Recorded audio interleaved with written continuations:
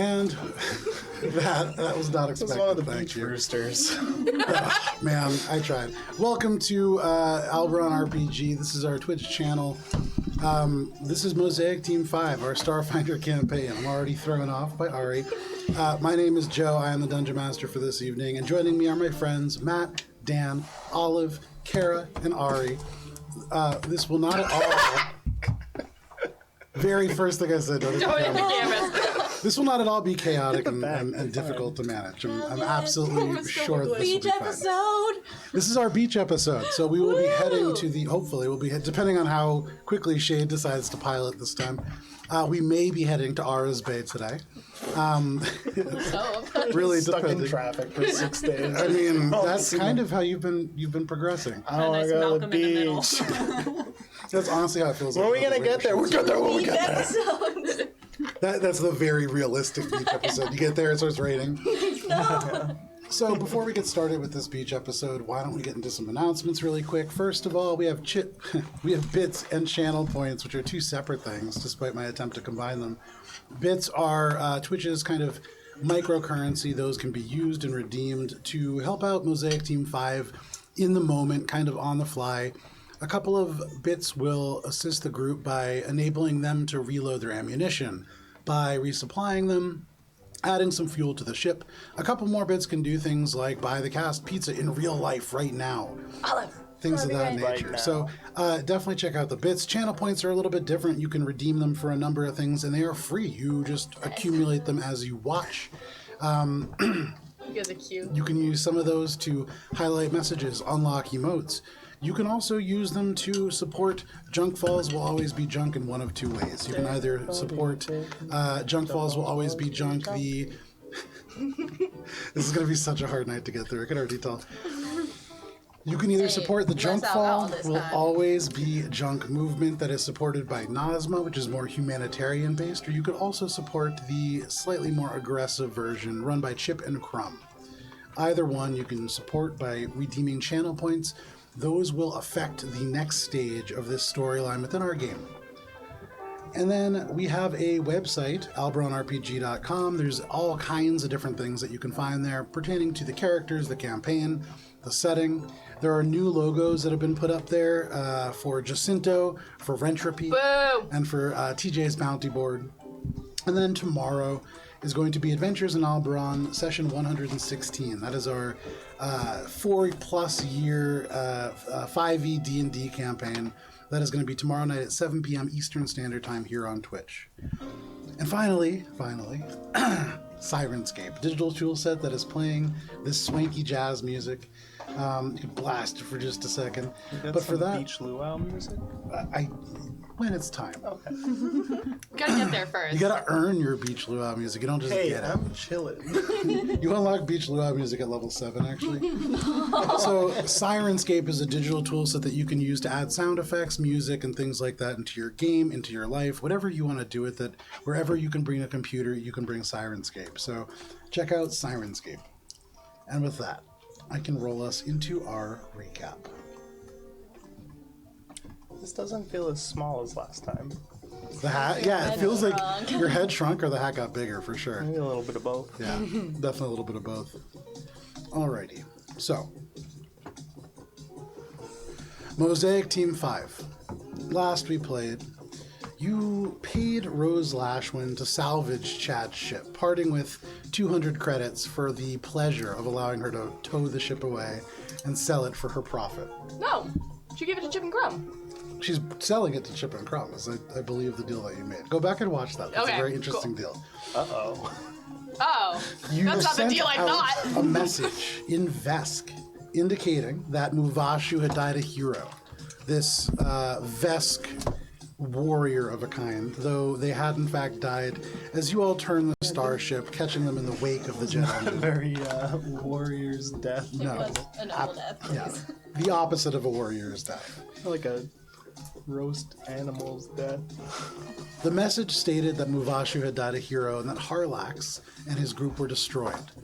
This message, an attempt to let the Veskarium know that there was a decided advantage to this group. You traveled through the drift, with Gibbs announcing a new family dinner policy for after all missions. Spice, you spent the time... Oh yeah, you weren't here for this part of the session. But you were there and you agreed to it. Yes. Spice, you spent time in transit in a highly emotional state, abusing the corpse of Harlax and pressing scales from the Gorfian's body underneath your own skin. Echo, you took care of Nikolai, taking great pains to rectify issues that did not exist with your cactus friend. Gibbs, you reflected on the power that you contained, having recently met 2 other mystics, both of which were more in tune with what it was that provided them with their capabilities. With a natural 20, as you investigated this aspect of yourself for the first time, in your exhaustion you fell into this sleep-like state and saw a planet far away. As you awoke, you saw only Echo and Nikolai. Spice, you and Gibbs spent time interrogating Echo about her past, her family, and her pod activation. As Echo, you did reveal you were activated as part of a group of 10 other Echo units. You eventually arrived at the mall, the Eclipse Mall, the largest mall in the galaxy, spanning thousands of stores, all embedded within the ravine of a scorched planet. You went shopping, with Spice and Bubs getting augments, Gibbs buying supplies for the ship and crew, and Shade's lengthy supply list as well. Echo, you purchased some weapon attachments. And Bubs, you, in addition to getting augments, also went in search of a ring, amongst other more sentimental items for mentors and other people in your life. You met Peep, established covers with him in the food court of the Eclipse Mall, deciding that Spice would play Madonna Valentine. Valentine. A bartender when you went undercover in Aura's Bay. Gibbs, you will support Madonna Valentine as the illustrious Delilah Morninglark, a cook in the same establishment. Echo, you would take on the role of Rocco 36, of course standing for reliable cargo courier outfit. For the rocket courier operation your cover would involve. Shade would take on the role of a police deputy stationed at the community college, name to be decided later. And Bubs let Peep assign him a cover, to which Peep chose Daniel Danielson, a college student. Classic. A college student at said college. You chose to stay not at the luxury villa, but instead a more modest townhouse in Aura's Bay, your tropical destination for your first undercover mission. You learned that your target was a Dr. Maldross, which stunned Bubs into silence. Before leaving, you used your drone, given to you by Mosaic, to paint your ship, finally putting it into the Mosaic black and blue colors, though Bubs, you did add, in addition, a picture of Squeaky, your corgi dog, in low resolution plastered across the side. You actually can see like a little strip of white where the edge of this photo is. Yeah, it's not a great photo. So much. Now, as you enter the darkness of space outside of the scorched gray planet the Eclipse Mall is nestled into, Mosaic Team 5, that is where we are going to begin tonight. So give me just one moment here. All right. So, Shade. With you especially here, as you drift out into space, you in the cockpit with Squeaky, the rest of your crew having scattered after a somewhat tense mission held by Medical Officer Gibbs, during which a family dinner policy was enforced. All this means is A, you have to fill out your mental health paperwork, and B, you have to come to a once a bounty family dinner. Oh, okay. Like, it's a potluck. So I already do the mental health paperwork because I do all the paperwork because you're supposed to. Yes, yep, that's true. And But no one else has so that's far. for team morale. So yeah, forced engagement with crewmates. That's totally within literally- company policy. Love this. Shockingly okay with it. Wasn't expecting that from you, but okay. The only one who so far has not been okay with it? Spice was real not okay with it. Spice who? But, Shade, as you sit in the cockpit, controls at your fingertips, do you wish to drop into the drift and make progress towards Aura's Bay? Are you asking me, do I want to roll a d6? It's not about if you want to. If you're gonna open Am I the gonna drift. do this? I mean, You don't have another choice. the other choice is we just sit here for a few hours. We could go back to shopping episode. You guys just beep, beep, beep, right back into the docking All bay. right, I'm gonna fucking roll it down. 6? Is it a 6? It's- Wow! For all of you, the different places What the that fuck? you're in, you see the outside of the porthole suddenly blur and shift, and all at once there is the interstellar clouds that line the various channels and ways of the drift. If you look at the clocks on your computer, you can see 5 days, 23 hours, some odd minutes remaining. Director, can you just play sad trumpet noises into the cockpit, please? Yes, Gibbs. Thanks.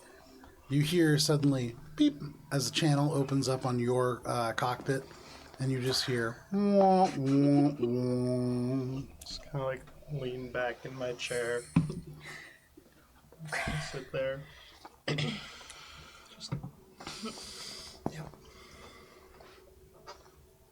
Director, is there any way we could perhaps speed up our time in the drift, or is this an unfortunate circumstance that we will be resigned to during our employment? Echo, do you wish to... Let me look and see what it's called real quick. Nice job. More useful than trumpet noises. Activate the drift override. Director, please explain more about drift override. The drift override has a chance to send you on a more direct course.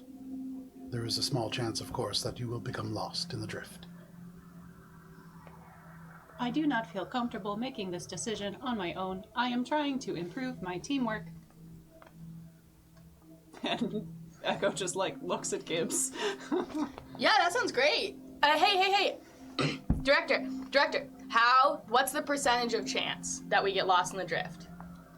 Gibbs, the percentage is approximately 5%.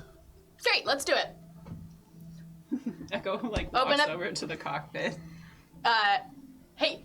Oh, I'll go with you, actually. We don't need to have the director go through I this. just sit As you there, begin like, to walk in the cockpit, sadly petting Squeak next to me.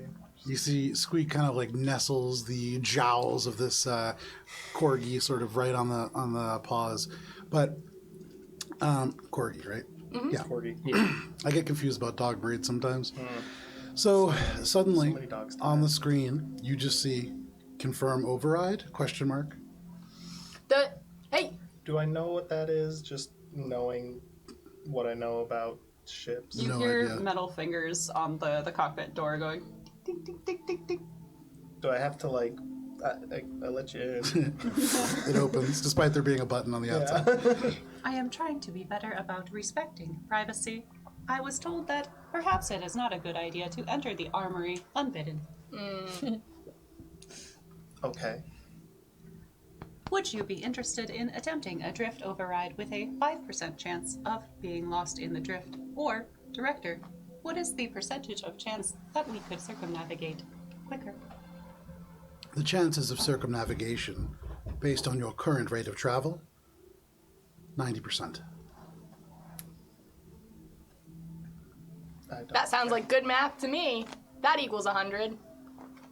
Well, it equals 90%, but Plus 5. There's a 90% chance we will go quicker. There is a 5% chance that we will continue at the same rate, and another 5% chance that we will be unequivocally lost in the drift forever. Well, I don't care. Press the button then. Pressing the button. Excellent. Roll a D100. If you get A 5. yeah. Jeez. This whole game changes. Guess No more beach Yeah, it becomes episodes. lost what in the space all of a fuck? sudden. Yeah. we're all like, Oh shit.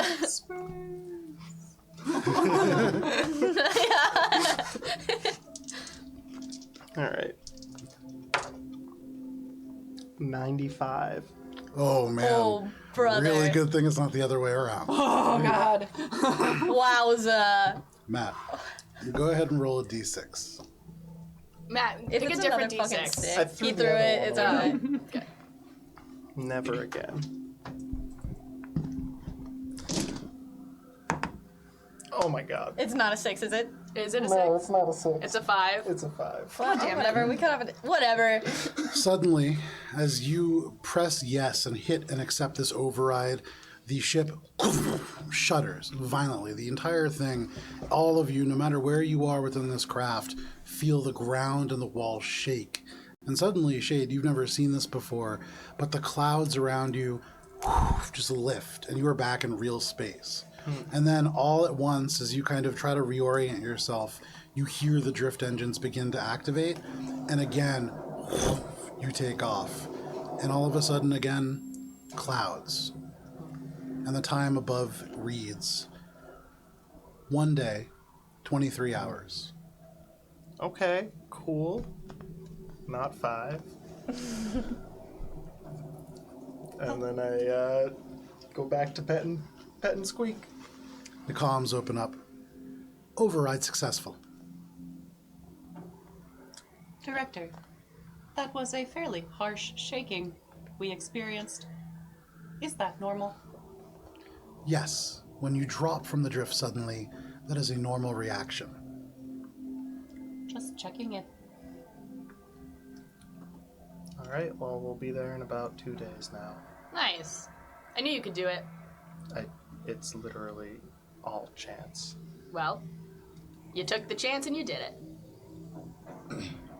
Noted. Echo just leaves. I linger. Speaking of chance, it was not solid math to jump off a cliff for me with or without boots, but I appreciate it regardless. There was nothing else that could be done. The not doing anything would have resulted in my death, and that was just as equally as attractive as an option sometimes. But then we would lose a crew member.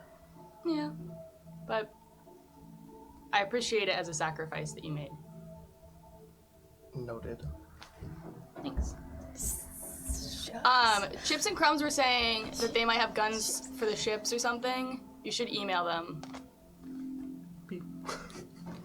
You open up the Infosphere browser within your own mind as an android. And what are you sending out as an email? Chip and Crumb, Gibbs told me to contact you about potential ship repairs, in quotes. Okay, no problem. You send that off. We'll get back to that at some point. And then while I'm here, I'm also going to check my text that I sent to Nazma before the last bounty. Mm-hmm. I sent him, like, do you have guns? At Shade's Will, but I never got a response to that. From Nazma? Yes. So for that, yeah, sure, you can check your text. First of all, there's a number of them that after you get out of the ship that come through. Mm-hmm. As efficient as Echo was at managing your inbox, there's still like text-based spam that you get. So you Yeah. have like all these shampoo things, and Yeah. you know there's a place that's selling you like hair implants. Nice, But once you 30% off. Yeah, that's pretty high for what you normally get. Yeah. So you stash those away for later, and you do see from Nazma there is a message, and it says, "No guns. Guns aren't really my thing. I feel like those always bring bad vibes." I sent him a cat with a thumbs up, and I say, I appreciate you for what you do. Thanks for doing a good job. Okay. Next performance review, I'll give you a 3% raise. Ha ha ha ha ha. And I send that. Okay.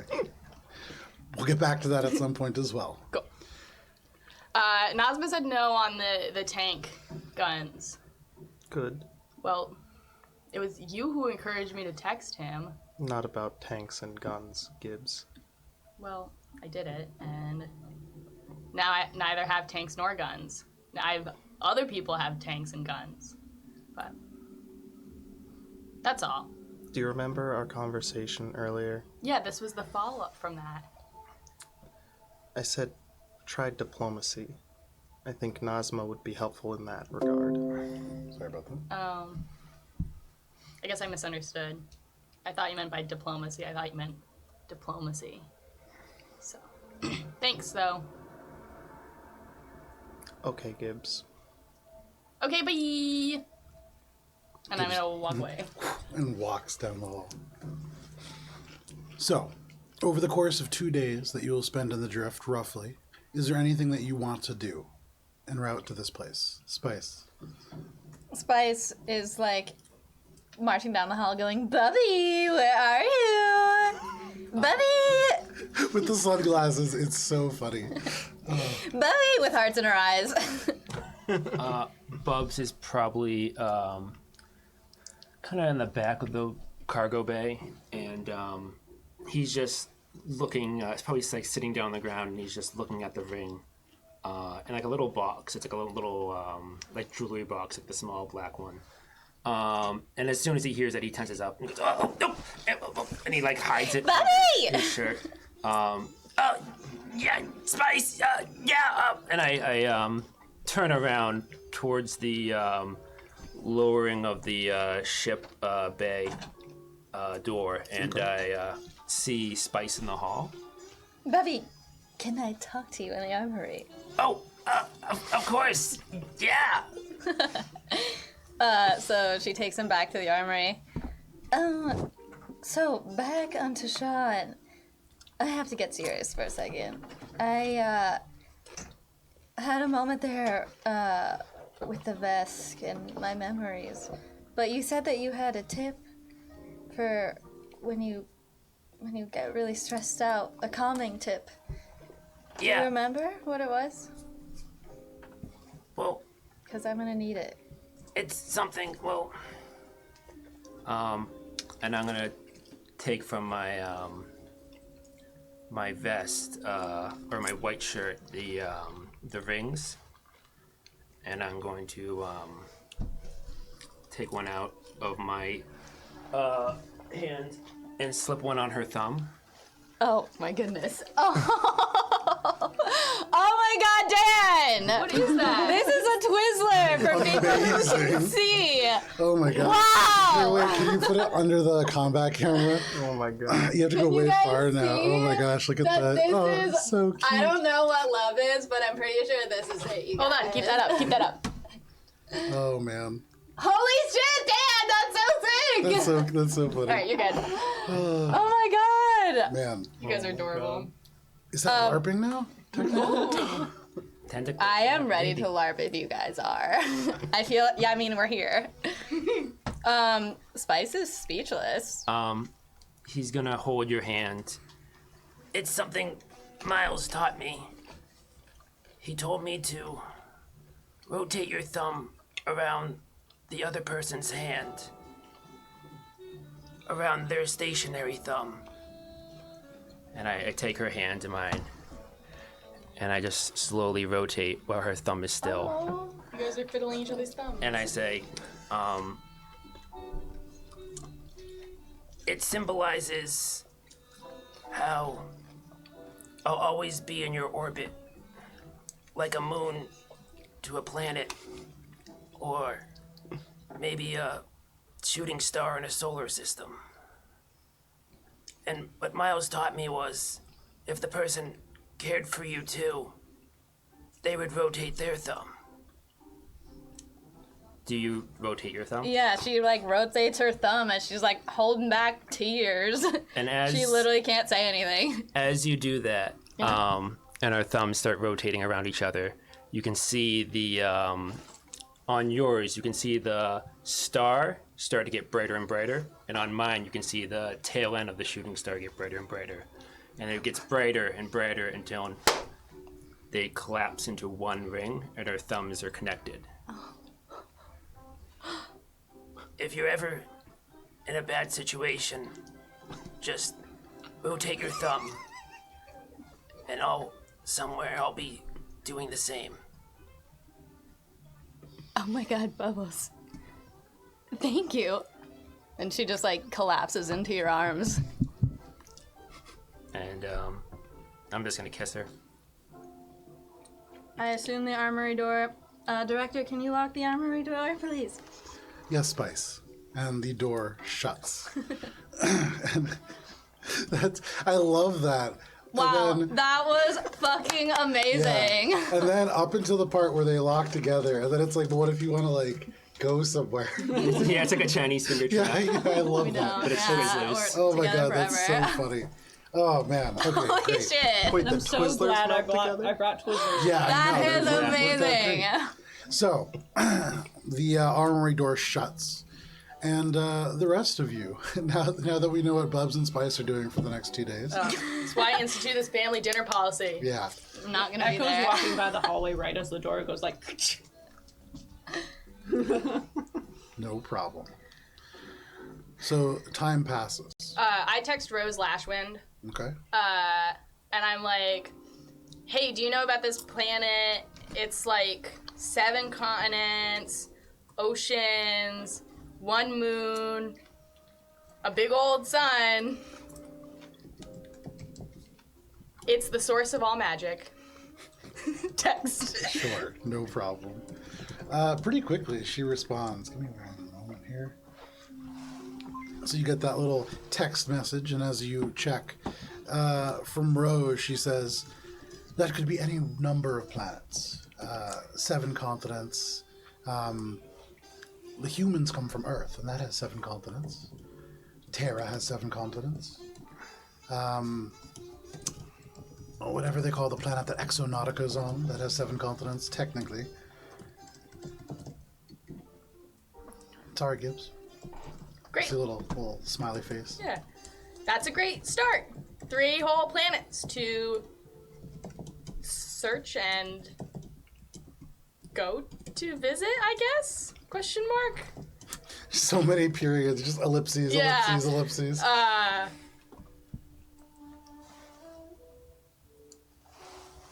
Does your magic come from there? Question mark. You get another message, and as you look, you can just see no, period. Very, very succinct, very, almost pointedly, very, very sharp. I think mine might.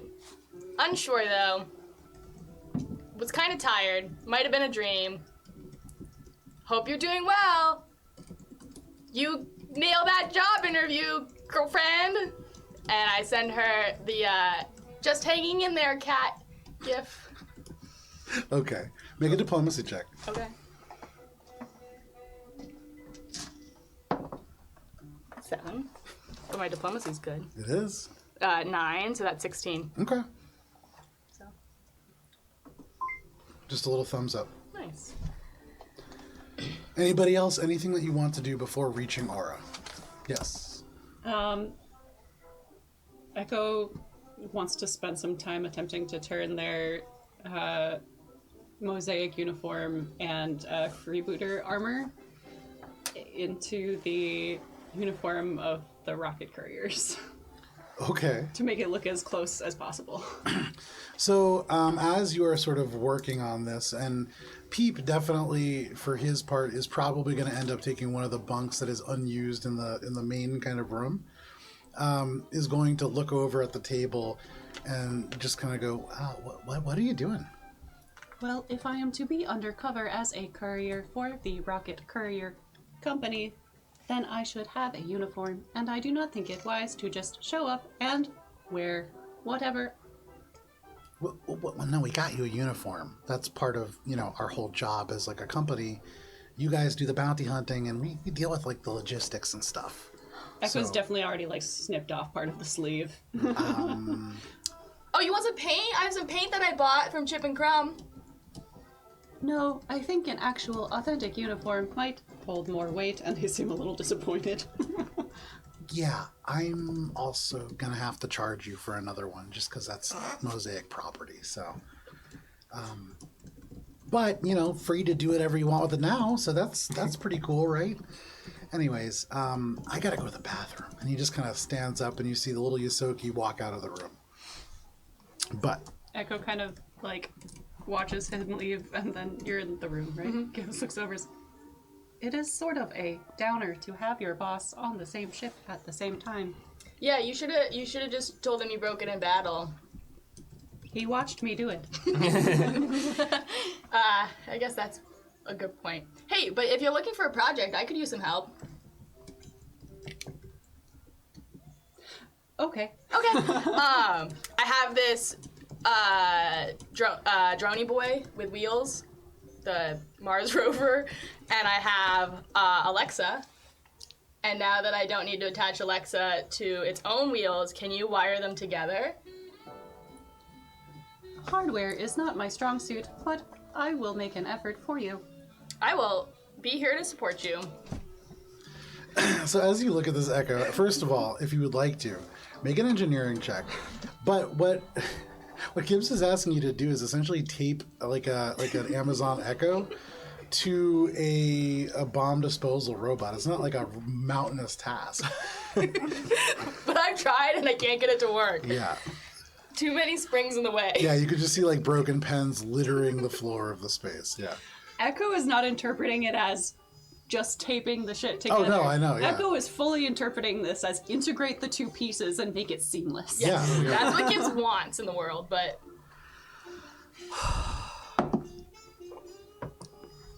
It's an 18. Okay. It's That's just not bad. not great for Echo. Yeah.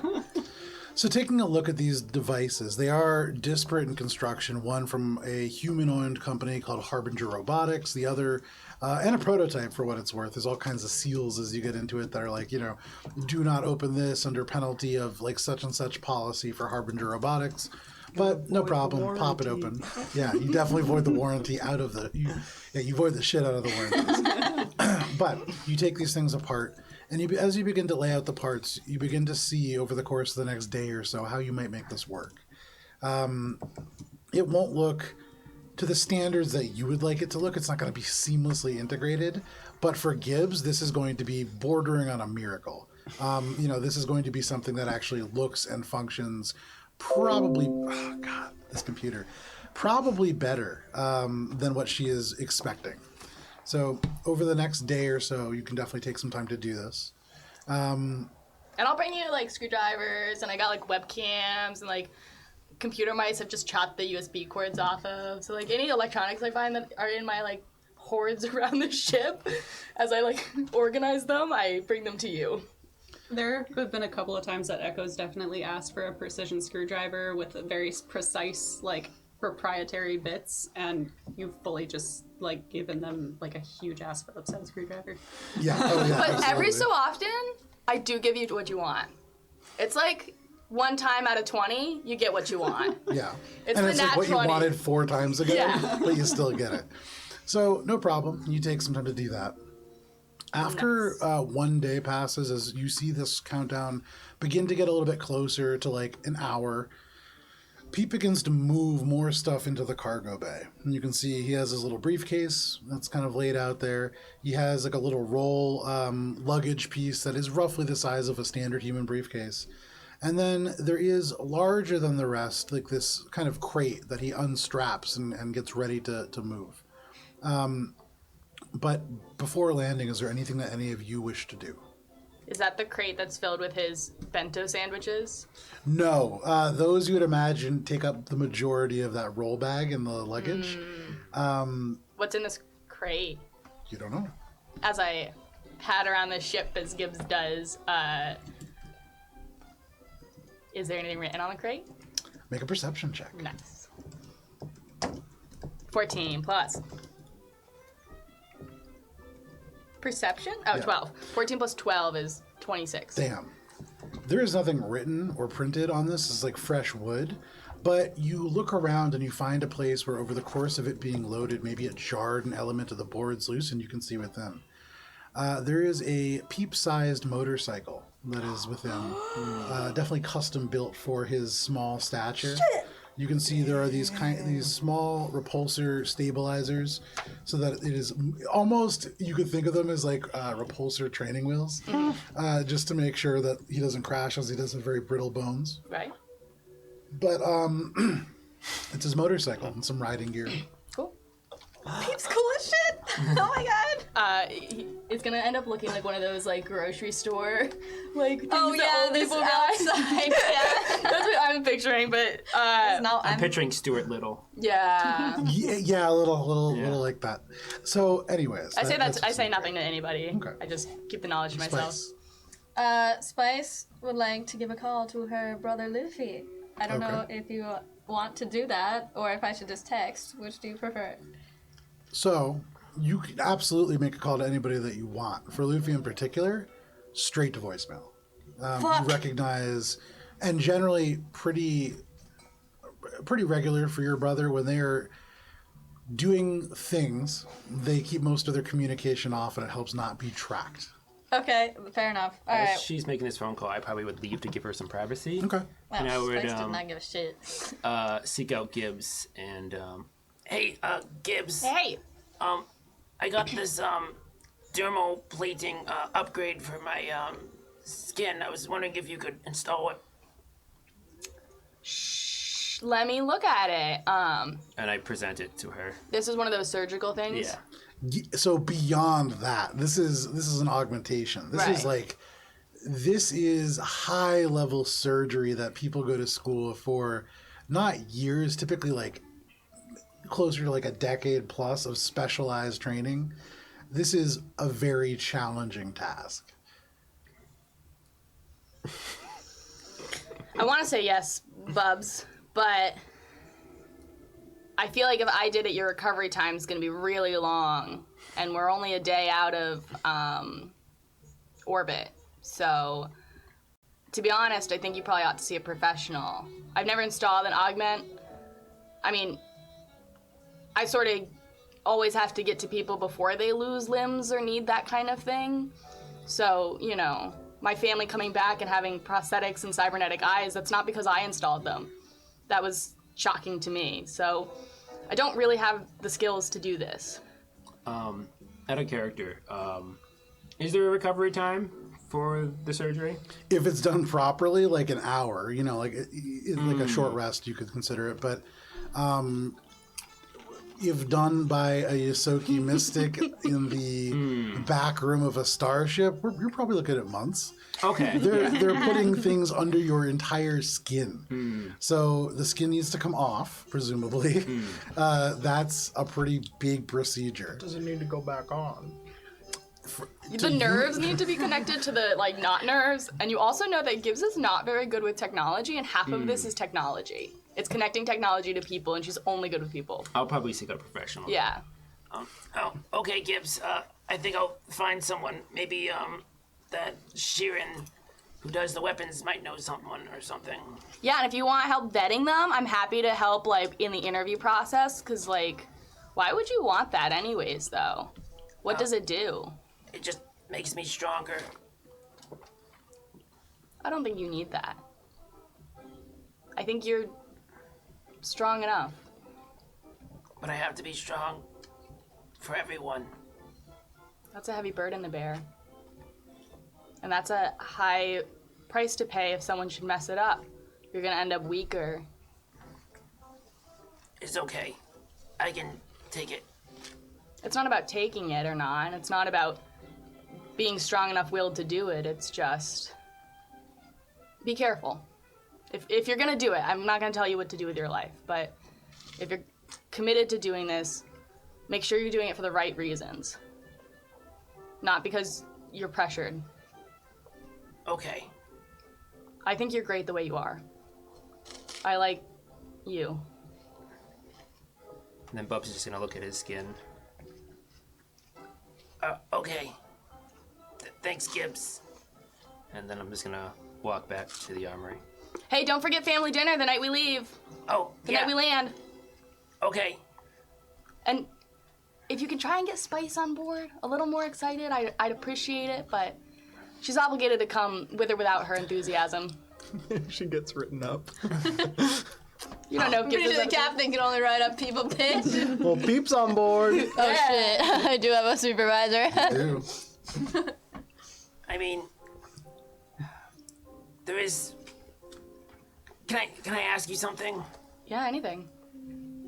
And I'm gonna look around to see if anyone is looking. Where are we at this point? Are we tell in the me. medical? Sure, we can be in my office in the medical Okay. bay. And be futz in on my computer. I want to tell Spice that I love her. Oh my god, what? How do you think she's gonna take that? I don't know. I'd be careful, only because I always caution being careful. But unless you're sure, it could hurt both of you and your relationship with her. And I want only the best outcome for you. So, if you're sure, absolutely be open and honest. I think that's first and foremost the important part. But I'm here for you no matter what the results are, but I hope for only the best. You know, all those years I was trapped in the institution where they raised me. Yeah. I never thought anyone or anything would give me this type of feeling. I felt nothing. I've tasted nothing. And now I have a little spice in my life.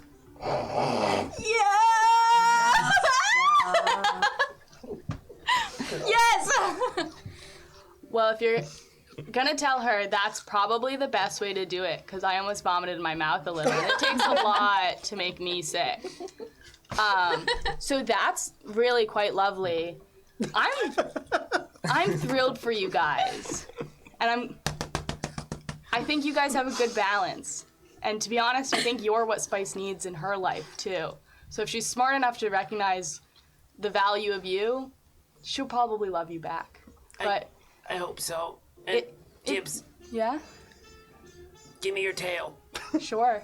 And I'm gonna reach out my pinky and like wrap it around her tail. Yeah, it's done. This is how you promise, right? In your species? Absolutely. Well, this is how we do it in mine. Don't say a word to Spice. I won't. And then after that, I'm just gonna leave. Fantastic. Sick. Got a little spice. That was Oh man, that's so good. Okay, so the timer expires. Oh man, that's so good. Shade in the cockpit, you see the interstellar clouds suddenly drift away, almost parting like a screen, and in front of you, you see Aura. A gleaming blue orb with spirals of violent storms that rock around the globe. Here and there, you do see specks of land that are visible beneath what look like huge hurricanes. But this is clearly an ocean planet. As the brilliant sun crests the horizon just opposite your shift, activating the polarization of your ship's sensors and windows, you see a single mote of land larger than the others. This one is bespeckled with brilliant green, and heading to and from this splotch of land is a lane of starship traffic, perhaps an hour long. You can see just almost like the Milky Way itself streaked across the stars, except just wash from various spaceships, and you can see here and there running lights that blink in the darkness. But you have arrived, at least, in the system. About an hour goes by. Lay on your horn. That'll help. I like the idea that in the silence of space, there's a horn that somehow blares. You have to like But send nothing somebody for the a sound file to of a bounce horn off sound. of. Press a button, nothing happens. There you go. There's nothing to vibrate out there. Yeah. It has to have an atmosphere generator. But Wasteful thing. an hour goes by and you slowly move up in your lane. You are in true traffic, which rarely happens in space. But I feel like I'm feeling real claustrophobic in this hour of traffic. Good thing Gibbs is right there, sucking up your air. I don't Stinking up need the air. room. I don't need air. Oh, shoot, I forgot. Just kidding. You know what? 10 minutes, and I'm gonna run to the bathroom, and I'm gonna take a shower. What? Whoa. Why? Okay, look at that. Holy shit. Yeah. But I was planning on allocating a day to it, but because it's not in my activities of daily living, I don't. Yeah. So I forgot until I saw the traffic and was like, oh shit, we're gonna land. Gibbs dashes to the bathroom in your best attempt to get clean. Why? However, Why? I have so many. Why are you trying to get clean? You knock on the door. I open it. I'm naked. Well, See she is nothing. too. Oh hey! Well, actually, Spice wouldn't. I feel like Spice wouldn't actually be there. Olive wants to know, but Spice is occupied, fair so. enough. Gibbs cleaning habits. Slow burn. Yeah. You have to wait on that. So, you eventually make your way to a satellite way station, and as you cross between these two green lights, you can see on your viewport a toll figure arise. It is 10,000 credits to enter. Wow. But at this moment, Peep walks into the cockpit, and you can see, pulls out this tiny black and blue Mosaic branded credit card. And he just taps it on the screen, and you just see, bing, pay it. How do I get my hands on that? You have to be a mission coordinator. Well, technically, you should be a senior mission coordinator, but we're going undercover, so I got one to use for the mission. Hell yeah. Spice, this is not for you. You can see he puts it in this little laminated case, zips it up, and then puts it on a lanyard that hangs around his neck, like not letting it out of his sight. Spice snarls. I would look for more security. Okay, make. My sleight of hand No, I'm is telling really that. high. That's the advice to Peep. I really don't think that Spice is gonna steal from. I'm her boss. I mean that. I just Peep, do you know me? unflinchingly stare at Peep like, Echo joins. yes. He takes it and like tucks it under his shirt. A little bit of time passes and you break the atmosphere, entering into the sphere. And as you do, it is windy. The wind rocks the ship a little bit as you enter. Nothing that the ship can't handle, of course. But after a brief amount of time, you come to an area. If you remember watching Cowboy Bebop, there were some moments where they came to these large platforms of area, and they had almost this like shield generation kind of a thing. There is a similar sort of gradient that runs around this continent almost. And you can see as you pass over top, it is as if the wind becomes calm. And there is no storm, just sunny skies, little wisps of white clouds. But you have entered the airspace of Aura's Bay. And before too long, William Murray Memorial Spaceport comes into view. It's large, you can see, built to accommodate huge cruisers full of tourists and vacation goers, as well as smaller ships.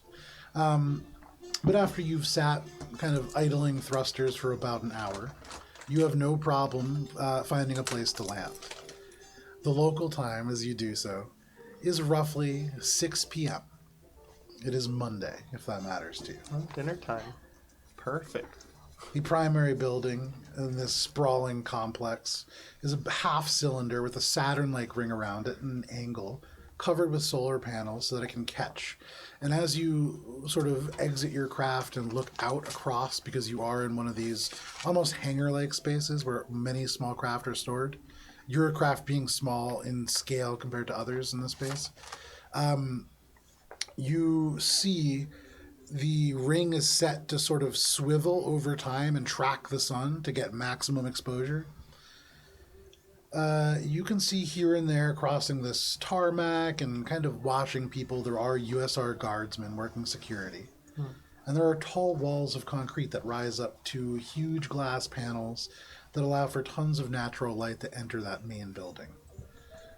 But no problem, you can cross into the spaceport proper. Give me just 1 second here.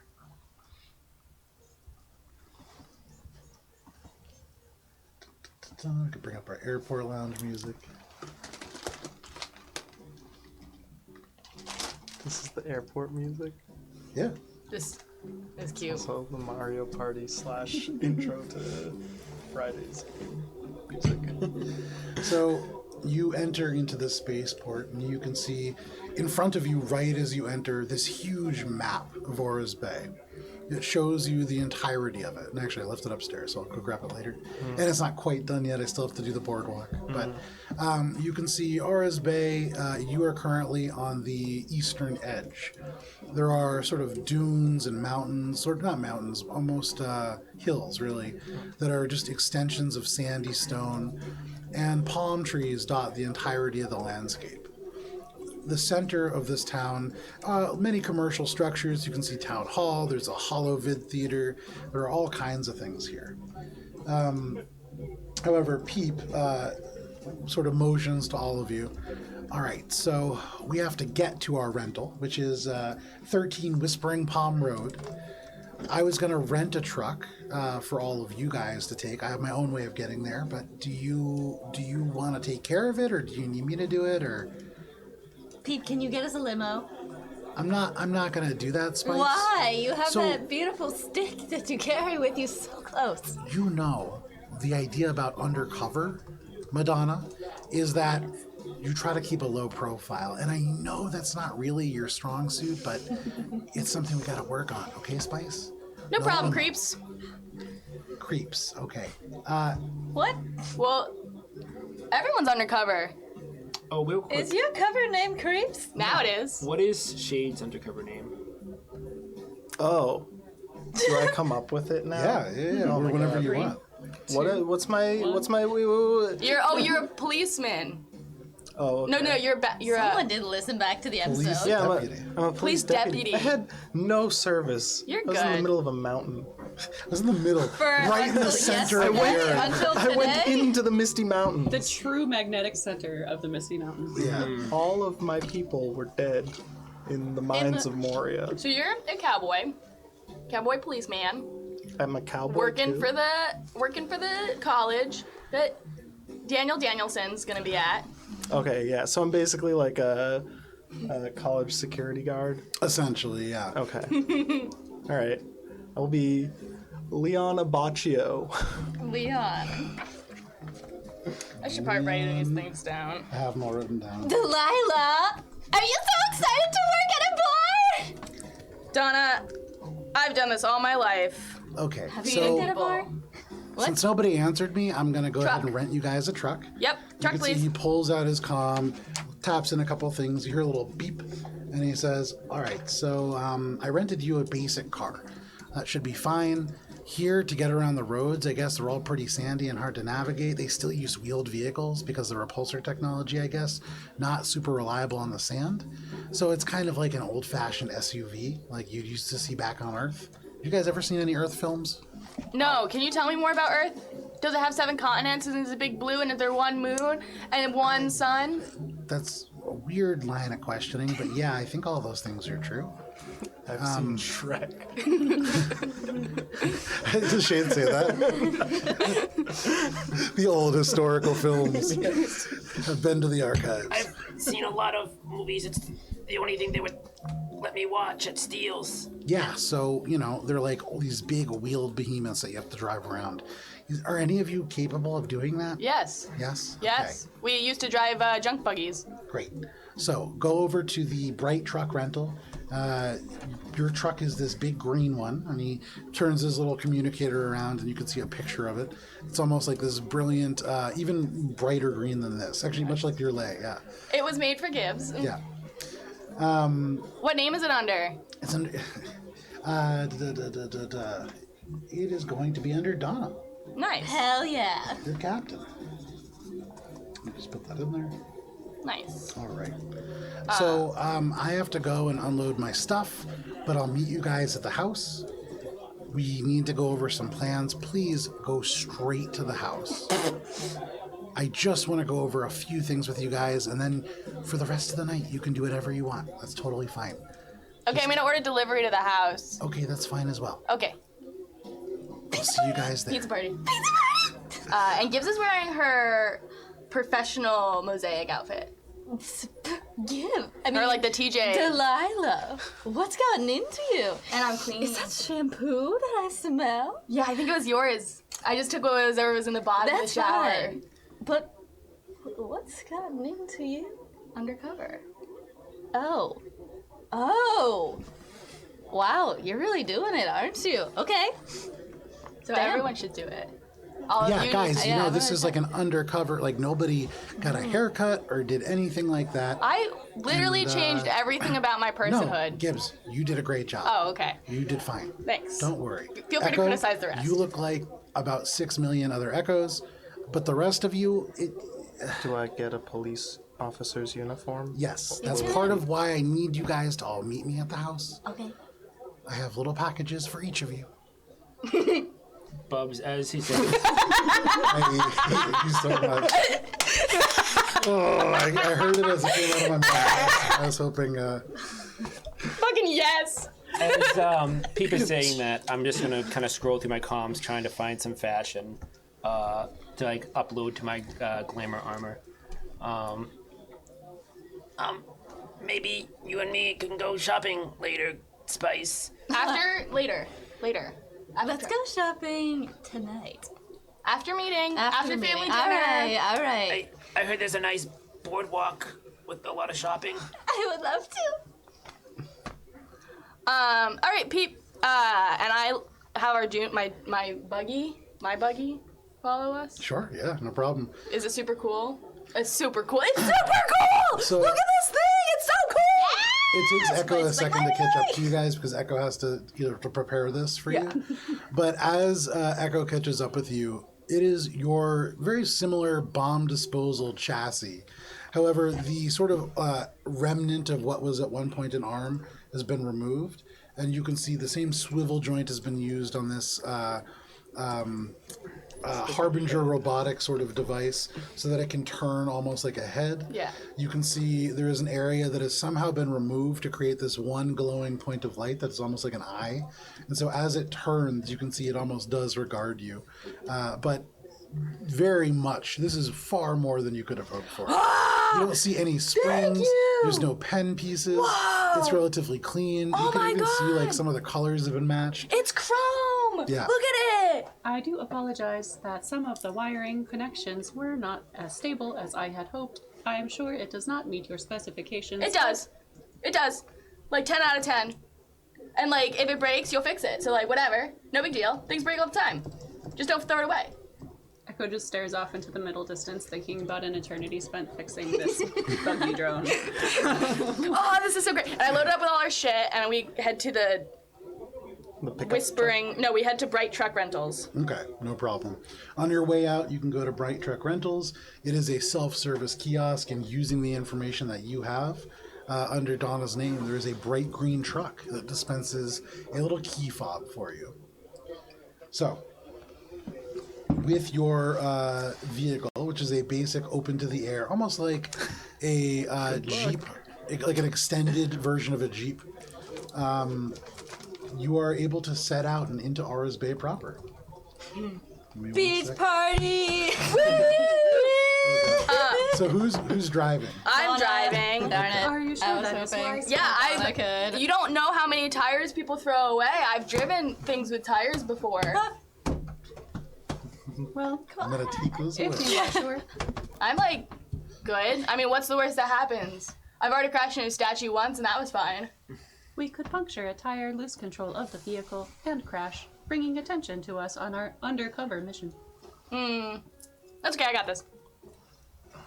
So you pull out of this parking lot and into Aura's Bay, and you can see as you begin to drive, there are palm trees as you pass by. The soil here very sandy in composition. There are little tufts of grass, but primarily almost aloe-like plants, large succulents of bright greens and pale reds that dot the sandy soil here. On your way to town, you pass by a couple of different things. There are people that are coming to and from, and at this time of night, the sun's setting off into the north. But you see there are other people with motorcycles here. There are... Go ahead and make a perception check as you drive, Gibbs. Sure.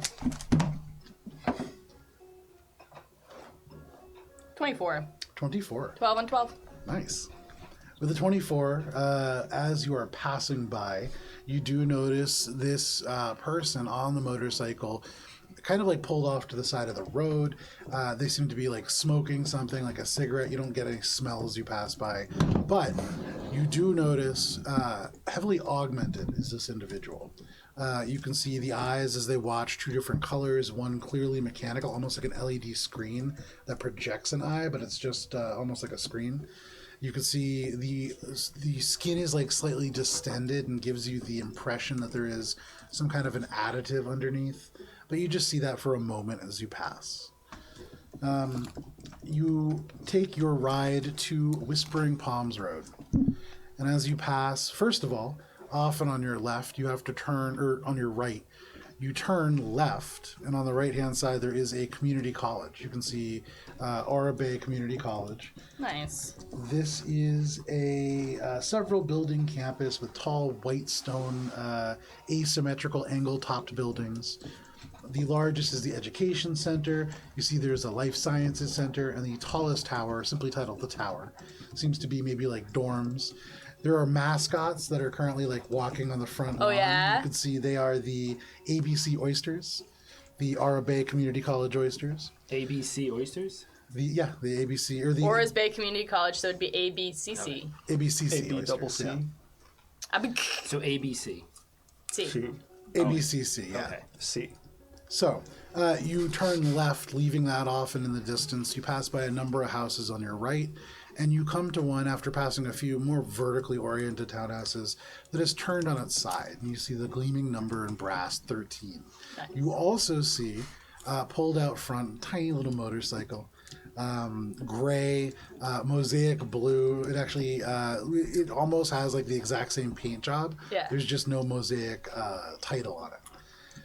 But you can see the door open, and Peep just kind of waves. You can see he's wearing a little Hawaiian shirt that he's changed into. Nice. Yes, Almost Peep! like teal with these little pink splotches across them that may be like a different species of starfish. Certainly not 5 tentacles. Nice. But he kind of smiles and waves to all of you.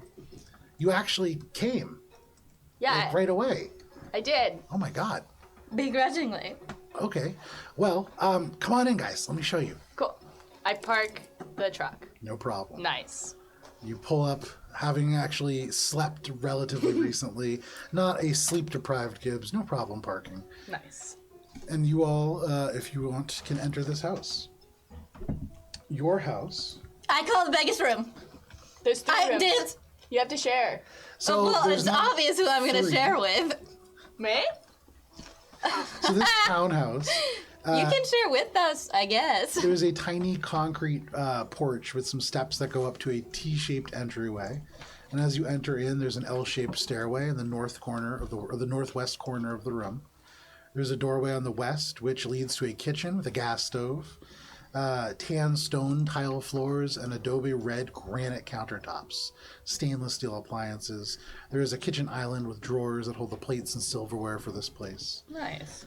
The western door, the eastern door leads to a small half bathroom, little corner shower stall, vanity sink, and toilet. Up the set of stairs, there are 4 small bedrooms and a full bathroom with a fairly large bathtub, much nicer toilet than downstairs, and a wide vanity that could facilitate 2 people. There is basic furniture in each of these rooms. A bed, a desk, a set of drawers for each person. There is additionally a tiny backyard, about 15 by 15, with a large glass table and 6 wrought iron chairs. There is a gas grill that looks a little bit rusted over, and a sail that can be unfurled over the table to provide shade from the sun. There is a single large fan palm that provides afternoon shade. And you can see as Peep gives you this tour, he pulls out one of the chairs at the wrought iron table. He takes his little briefcase and right on the table. All right, guys, come on. Let's have a meeting here. And then you can do your food or whatever it is you guys want to do tonight. Pizza party! I'm gonna let it squeak out into the backyard. It's fenced in, right? Yeah, Just gonna yeah, say- fenced in. Okay. And you can see it connects to like several other fenced in yards to the connecting properties. I'm wearing the Vescover plate, correct? I got that from Chipping Crumbs back. Sure. Okay. I'm just gonna keep shopping around in my comms. Okay. And I took a mental note when we went by the college to like see what kids were wearing. Okay. Are you trained in culture? No. Okay, No. make a flat intelligence check. A 12. Okay.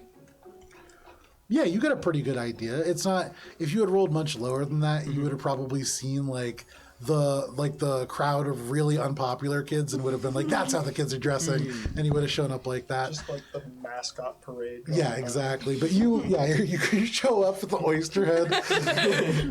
But no, Like, wow, they really like seafood here. yeah, you find like some basic attire here. A lot of people are wearing less clothing. It is warmer here, and so with the tropical climate comes shorts, sleeveless shirts.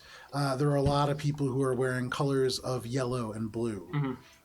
So all things that you could note down for sure. Okay, yeah, I'm just gonna keep scrolling through.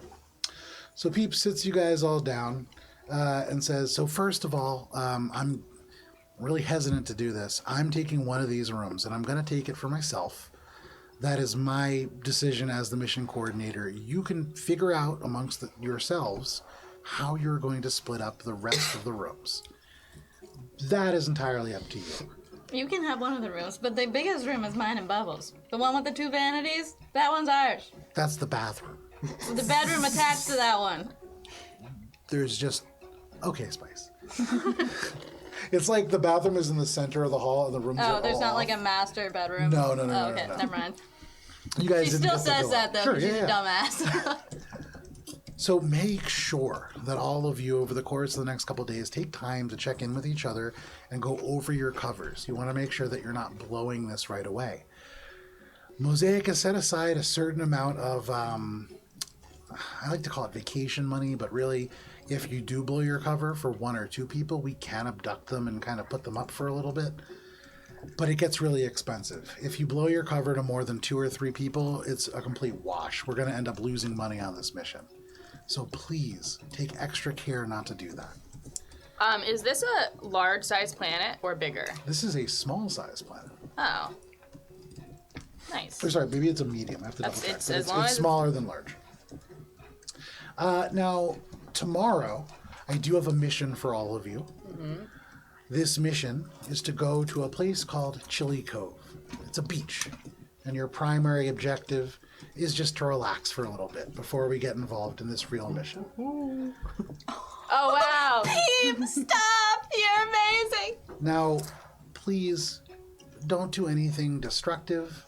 Please try to keep a low profile. He's looking directly at you and he says that, Spice. Spice, smirks at him. There's all kinds of coral reefs and sea life and volcanic rock structures. It's supposed to be really great. Enjoy. We'll give you a small stipend so you can buy refreshments and things of that nature. Look at the locals. Try to get a feel for what this place looks like because you do need to blend in. That's phase 1 of our mission, and I did want to go over this as well. He opens up his briefcase. Blend in. Hang on, let me pull up the full mission here. Gibbs takes out a cardboard box that she rips apart and starts taking notes on. Okay. So phase 1, we have to establish our identities here. That means going to the jobs and the covers that we found for all of you, making some friends, finding a way to fit in here. I love making friends. Yeah, Gibbs, I think this is something you're really going to excel at. Nice. And I got to say, you've cleaned up really well. I think you're actually going to fit in pretty well at this restaurant. Did you notice that I moved all of the junk from the kitchen table and put it under my bed when I saw you moved into the starship? I didn't realize that was actually your bed. I thought you just kind of passed out in the garbage. There's a bed under there? It was at one point a bunk. Oh. It's lovely now. Okay, we need to talk about that later. But phase 1, we're establishing our identity. Oh, that Phase 2, phrase. we're going to discover who this target is. We need to figure out where they're working, where they're hiding, where they're basing their operations, so to speak. Phase 3, we need to recon their lair and see if we can discover whatever research they have. Phase 4 is execute our plan to either abduct or end this individual's life. And then phase 6 is we extract, preferably with no trouble. Extract. If phase 4 is to abduct or kill, what are we abstracting? What's phase 6 again? We need to get the research that this person's working on and return it in order to collect the bounty. It isn't just for the individual, it's for whatever they're working on as well. Okay, so phase 5 is research collection. Recover the research. Just quick out of character. So we have tonight for free time, and then all day tomorrow is free time as well? I mean, I would say the first couple days you could consider free time-ish, but I mean, it's Monday, tomorrow you have class. Okay. All of you have things that you do need to be doing, but no, you don't need to be bounty hunting necessarily tomorrow. Would it be helpful if I could tell you his exact location right this second? Yeah? Oh. I pull out my jar. D, we are on vacation, not now. No. Save that for later. I'll just do it now, and we can keep tabs on him, because as long as he's on the same size planet, I know where he is forever. And I can import his... Oh, wait, no, I don't know where he is forever. We've established it, sorry. Yeah, I can keep tabs on him. Yeah. Occasionally, as long as I want to spend a spell slot to do so. So I take out my jar. Just as long as you don't fuck up my vacation, I won't. Delilah. I won't. But if we find out he's our neighbor, then we won't use our patio. That's all. Okay? All right. I take out my jar, and Peep's never seen me cast magic, as far as I know. Yeah, he's watching for sure. And I hold up my jar to my eyeball, and I swish it around, and I lower it, and I learn the exact location of one creature on the same planetary body as you, up to the size of a large planet, such as a gas giant. Yeah. So as you hold this bottle up to your eye and you swish it around, you see the little chunks floating past in this semi-opaque liquid. You can see what looks like almost a ribbon, but the way it moves, it looks almost alive, maybe like a tapeworm. Mm-hmm. But as that parts, you can see suddenly this glow emerge through the liquid. And as you take this away and you look out, you can see it seems to be pointing to the southwest. And as you look up, you can see this beacon of light that heads up from someplace off in the hills. Cool. Relatively close. Can I have your communicator, please? Creep. You can see Peep is just like looking at you, looking at your eye, which is dripping with this garbage fluid. Why? Because I can input the coordinates into your phone. Oh. Kind of holds very hesitantly out his communicator. Peep, what is your cover name? It's Creep. Is Or it Creep? Seep. Hang on, let me look. I definitely wrote one down for him. Can't be calling you Peep in public. Peak. P-E-A-K.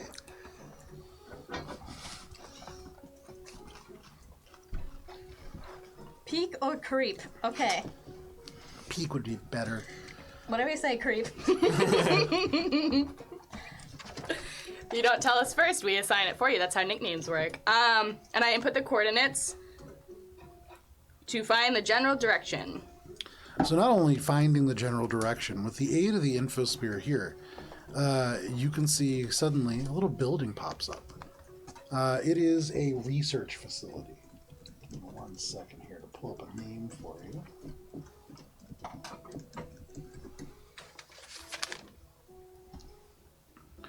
This is Duente Research. Nice. It is a laboratory that seems to specialize in a variety of different cryogenically based things. But it's a corporate website, has your basic, pictures of people working together and Right. get a job here now, and like us on the infosphere and all that kind of stuff. Nice. Well, it's 6 p.m. on a Monday, so maybe he works there, but that's his current location. Sunday, I thought. No, it's a Monday. Today is Saturday. Today is Monday, Today's tomorrow's Monday. Tuesday. Well, I thought I started school on Monday. No, today is Monday. You have school tomorrow, which is Tuesday. You would probably have school today as well, but you got here. You would have missed your whole first week of classes had we Transfer not. Student. It is March 11th, 2,550, which is a Monday. I checked. Okay. Okay. Is that helpful, Peep? I can do that at different times throughout the day, because then, if I did it at midnight, we'd know where he probably is sleeping. Yeah. No, you should do this like a couple times a day if you can. Yeah. And then we could maybe establish some kind of an idea as to where he is. If he's out in the town, we could go see what he looks like now. Because I'm guessing he's probably in a disguise of some kind. So I promised that if I did this today that it wouldn't ruin our next 2 days. So I'll just keep tabs on it, and then the next time I think he's out and about, I'll call you and we can all go, be sketchy. Well, you all will go and be sketchy. I'm going to stay in the house Well, and no be one should be sketchy because coordinator. that would be counter to our undercover. Right. Right. I think we're using that kind of as like a euphemism for just going out to investigate. But, Sure. okay, great. That's all that I wanted to go over. You guys are free to go out in Aura's Bay. Hell yes! Please, Spice, try to keep a low profile. I really do not want to see any of you on the infosphere tonight. You mean Donna? Oh wait, well, never Thank mind. Never mind. Never mind. All right. Bye. Uh, You can see What about starts our packing company stuff back mandated up. dinner? You guys want to order pizza or you want to go to a restaurant? Let's have. Pizza? Oh my god, there's so many things I want to do. We could have dinner on the beach. We could get takeout. We could get fish and chips on the beach. We could have a pizza party. We could grill here, even. We could go to the grocery store. I don't think I've ever been to a grocery store before. Oh, you're gonna love it. Talk about food scarcity. If Right. you have that. And now there's like, I've got credits that I could like buy the food and the packaging together. Let's go down to the beach. We're here. Okay. How about I'll take my rover and I'll pick up subs for everyone and I'll meet you at the closest beach. Hell It's yes. like about 6:30 p.m., give or take. So you guys are going to the beach at night, just so everybody's clear. Why is that bad? No, I'm just letting you guys It's know. romantic. Okay. And we're getting subs, so it'll be fast. Man, no worries. Cool. Anyone want anything specific? Oh, I packed some chips. I don't care. Okay, goodbye. Let's go. And Spice walks out the door. Sure, no problem. I think Oh. as I go out the door, I think I'm just gonna put on like a basic teenage outfit for now and decide something later. Okay. So I think for now, I think it's just gonna be just like basic, like what are the kids wearing? Cargo pants and like Sure, that's what you're wearing. That's definitely not what the kids are wearing. what in are the this kids tropical wearing place. nowadays? Everyone at 12. Socks and The flip-flops. 12s? Yeah, sure. You can definitely wear some cargo pants and it's just a big oversized white t-shirt. Definitely like it's an upgrade from your white normal shirt. Totally what the kids are wearing. Ooh, but you've got a puka shell necklace too. Yeah. It's very definitely. beachy. This is gonna be just Bubs like walking out uniform, and he'll think of something better later. Okay, great. While we wait for Gibbs to come back with the sandwiches, Echo looks at Peep. I do not think it is wise for me to go out in my Mosaic uniform if I am to be a member of this courier service. You mentioned having a uniform procured for me. Oh, yes, I have packages for everybody actually, but I can get yours now. I hate you so much. He disappears off and returns with this kind of almost like what you would get like a I don't know what it's called, like a laundry bag. Yep, Yeah, that's like exactly. mesh bag. Garment bag. Unzipping it, you can see coveralls that are official Rocket Courier coveralls. Give me 1 second here. So this is in a sort of garish blue and teal. You can see there is a rocket dolphin that is the logo for this company that is across the right breast of this coverall. And there are various kind of handles for different sort of equipment and a communicator to be hung. But yeah, you now have an official courier uniform. Echo puts the coveralls on and then looks in the box, accompanying the garment bag, and pulls out just the most unfortunate yet required by company standards, the most garish teal blue hat Yeah, that they have to wear yeah. on their head. And it's one of those like trucker hats, but that also has like a really big like kind of like noticeable lift to it yes. in the A front. brim? Oh yeah. No, not the brim. The actual the actual hat. hat Yeah. Like goes a up Doug like this. Dimmadome. Yeah, exactly. And out the back of it, there's like a tiny little spring, and the rocket dolphin like goes back and Oh forth my as they're walking god, around. yes. Echo is like very unhappy. Yeah. You look great, Echo. That's a good look. Rocco 36, right? Yes. Rocco 36. It's a good look. Does anybody else want their uniform now while we're just kind of hanging out? Spice is like just in a blue and white striped bikini, and that's what she's gonna wear. Okay. that would be tough to wear as a bartender, probably. Okay. Am I supposed to be on duty now? No. Your first shift is on Wednesday, so you've got a little bit of time. That's when the 3-day orientation period starts, but the person that you're going to be reporting to, they're in on this operation. They know that you're just kind of a plant, so they shouldn't be giving you any kind of actual work. You're mostly just there to support Bubs as he is going about doing his Danielson tasks. Bubs, before you leave, and he pulls out another garment bag, and in this one you can see it is like a school uniform. Okay. Very like clean cut, kind of black color, with gray pants. You can see there is like a little tie that accompanies it, and a little pin that has the school oyster mascot on it. But hands that over to you. I'm going to like hold it up and then like press in like comm buttons with the other hand.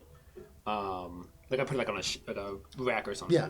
And then my like baggy white shirt and like cargo pants instantly transforms into it. Awesome. This glamour projector setting this almost holographic image over your clothing. Oh, what do you think, guys? Do I look cool? Spiffy.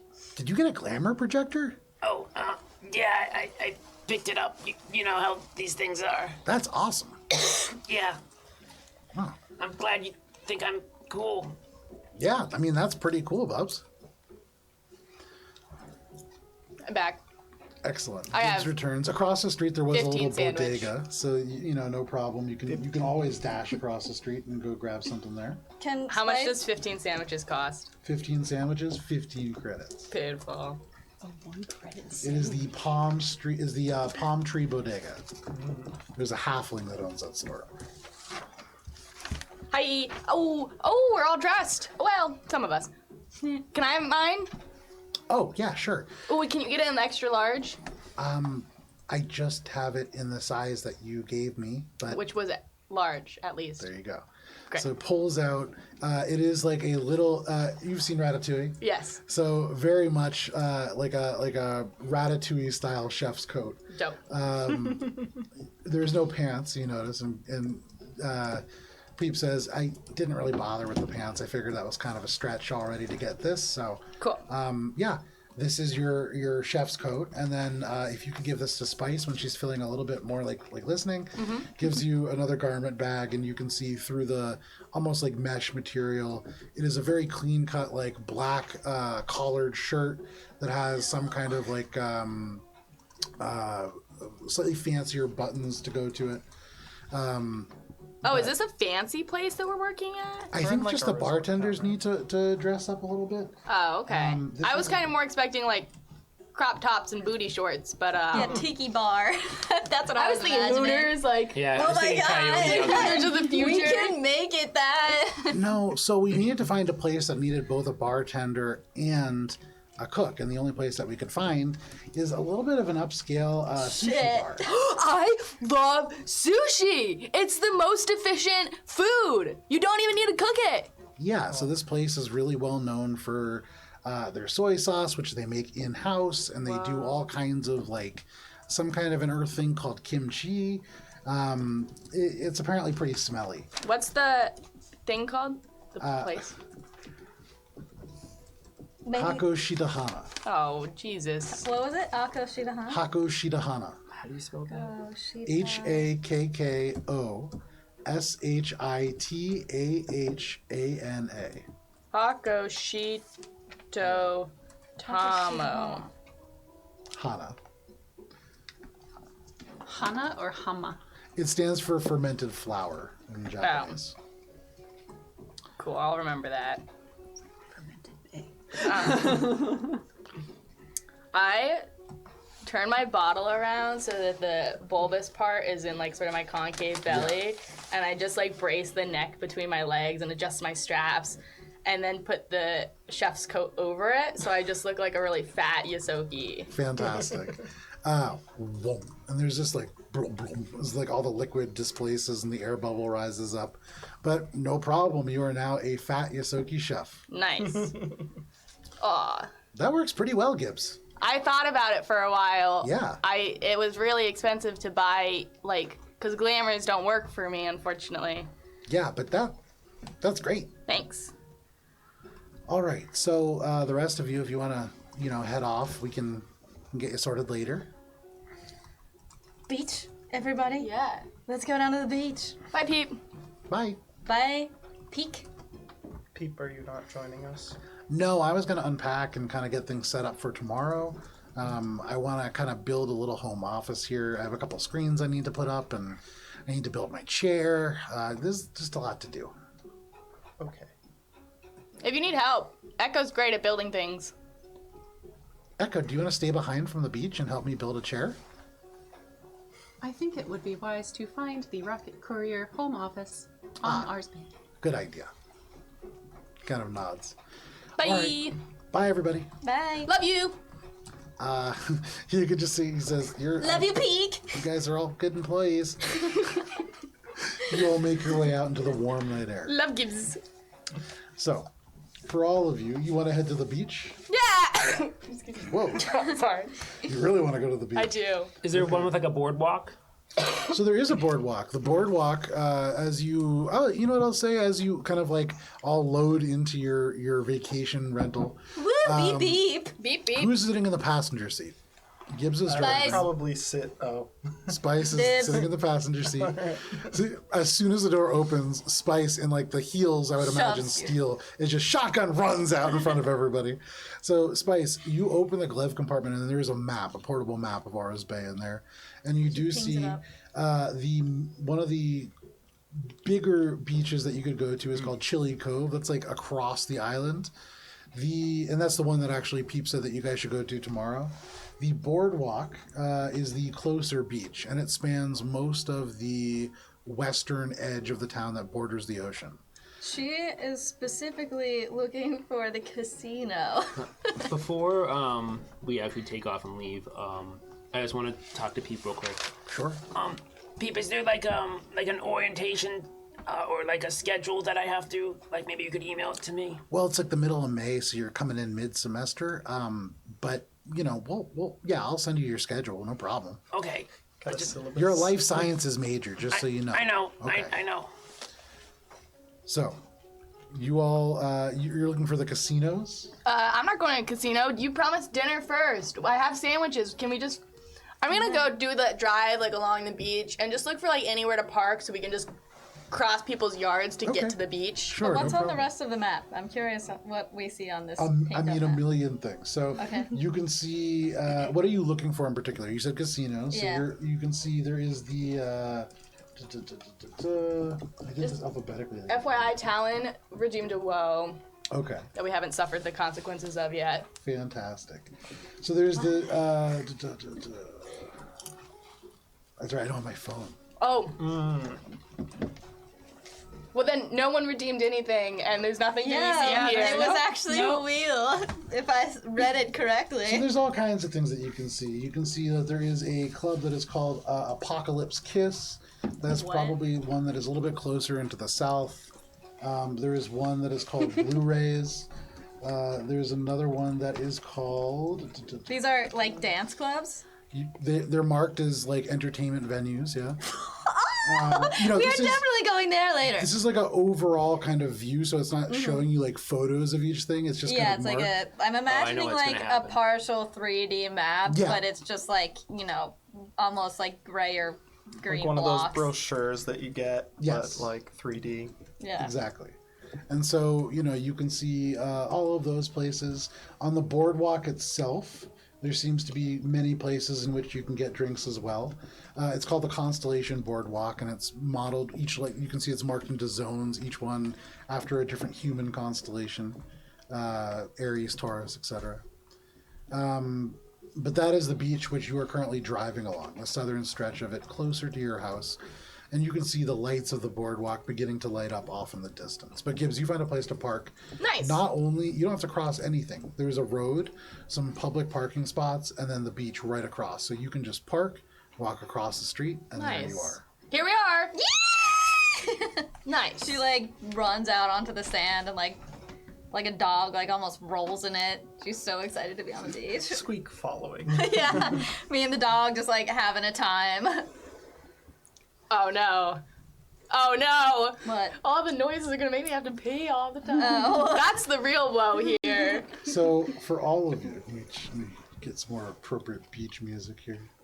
There's a shark in the water. Dun dun dun dun. It's just echo. Let's trademark. It's a space shark. It's a space It's a shark. dolphin. One of the fancy dolphins. So all of you, kind of unloading from this. It is night.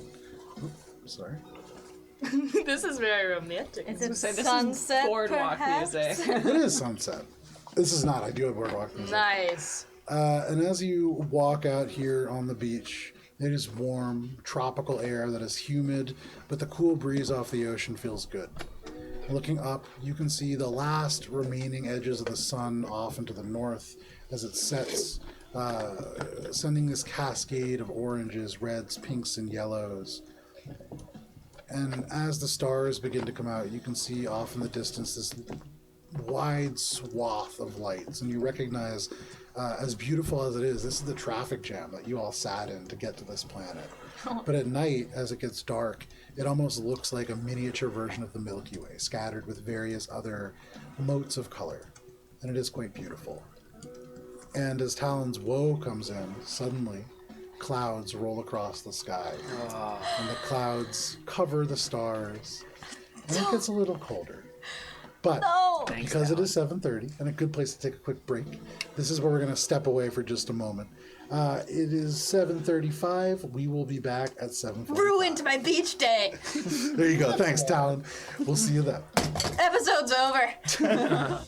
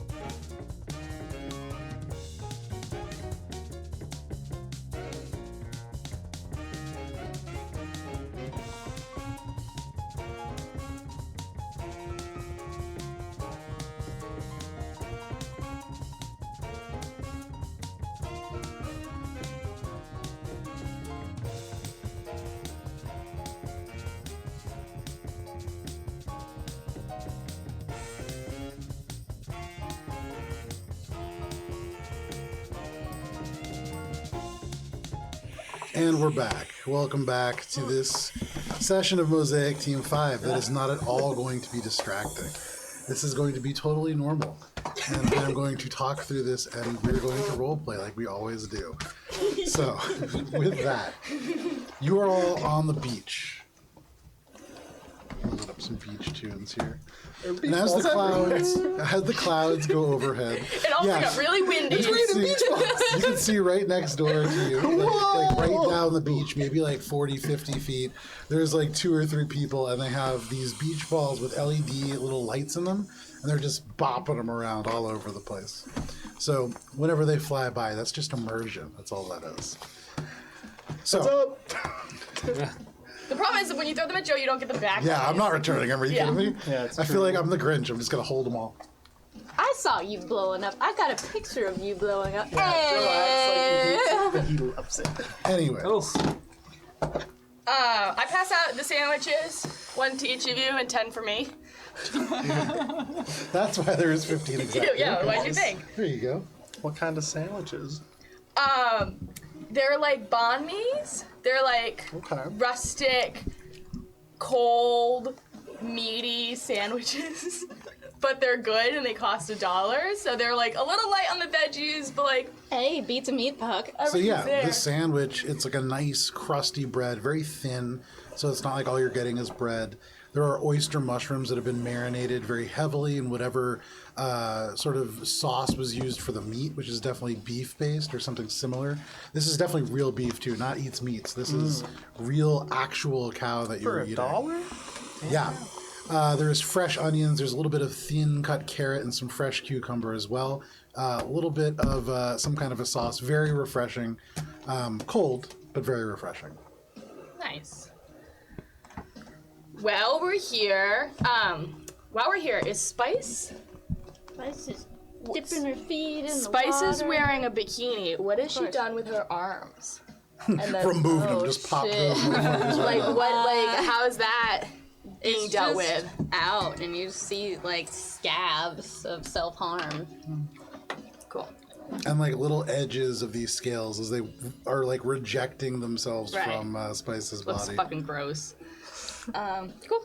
I say nothing. In Bub's mind, because he's like seen them in person before, he just thinks they're tattoos. Like they're like a fashion thing. He doesn't think they're like anything like self-harm about it. Are they actively bloody? I don't know. I would say by now they'd probably scabbed over. Yeah, it's been like 3 days. How you guys like your sandwiches? Aren't they great? This is nice. There's so much sand here. The sand's so love like it. clean too. Oh my god, do you guys see the dolphins over there? Do we see dolphins? So looking out into the ocean, every now and then, the dark waves that reflect only the clouds and faint bits of light, you do see under the water these glowing flashes of light, bioluminescing what are called runner dolphins. These things look almost like starships passing through the drift, but here you know them to be some kind of mammal beneath the waves. Oh so my you do see them here and there. god. Spice. It's gonna go into the water. I assume it's cold. Is it no cold? It's not. So dipping your toes in, it's hard to see how clear it is in the dark, but one thing's for sure, it is warm. The water, it feels almost like a heated pool, and as you step in, the sand, incredibly soft. This is very fine-grained white sand.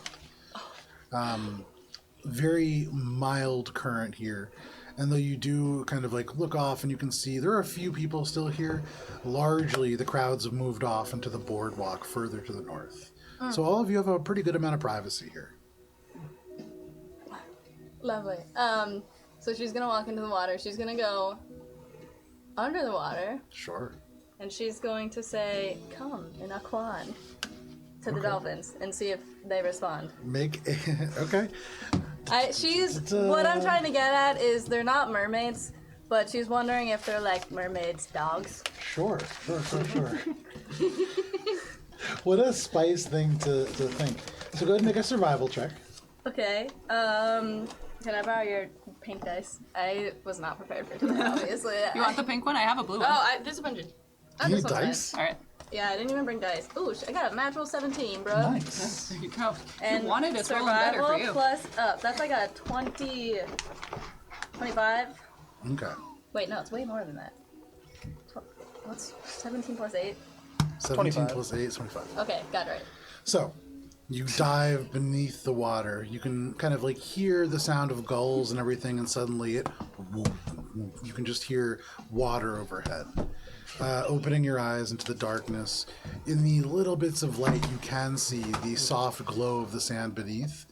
And you speak. You see the bubbles go past, and for just a moment, maybe 100 feet off, you just see these 3 streaks of light as they seem to almost stop and then accelerate away. They do seem to heed your call, and they're not afraid of you, but they're certainly not listening to you. Okay, fair. Nobody else. She like looks around on the seafloor.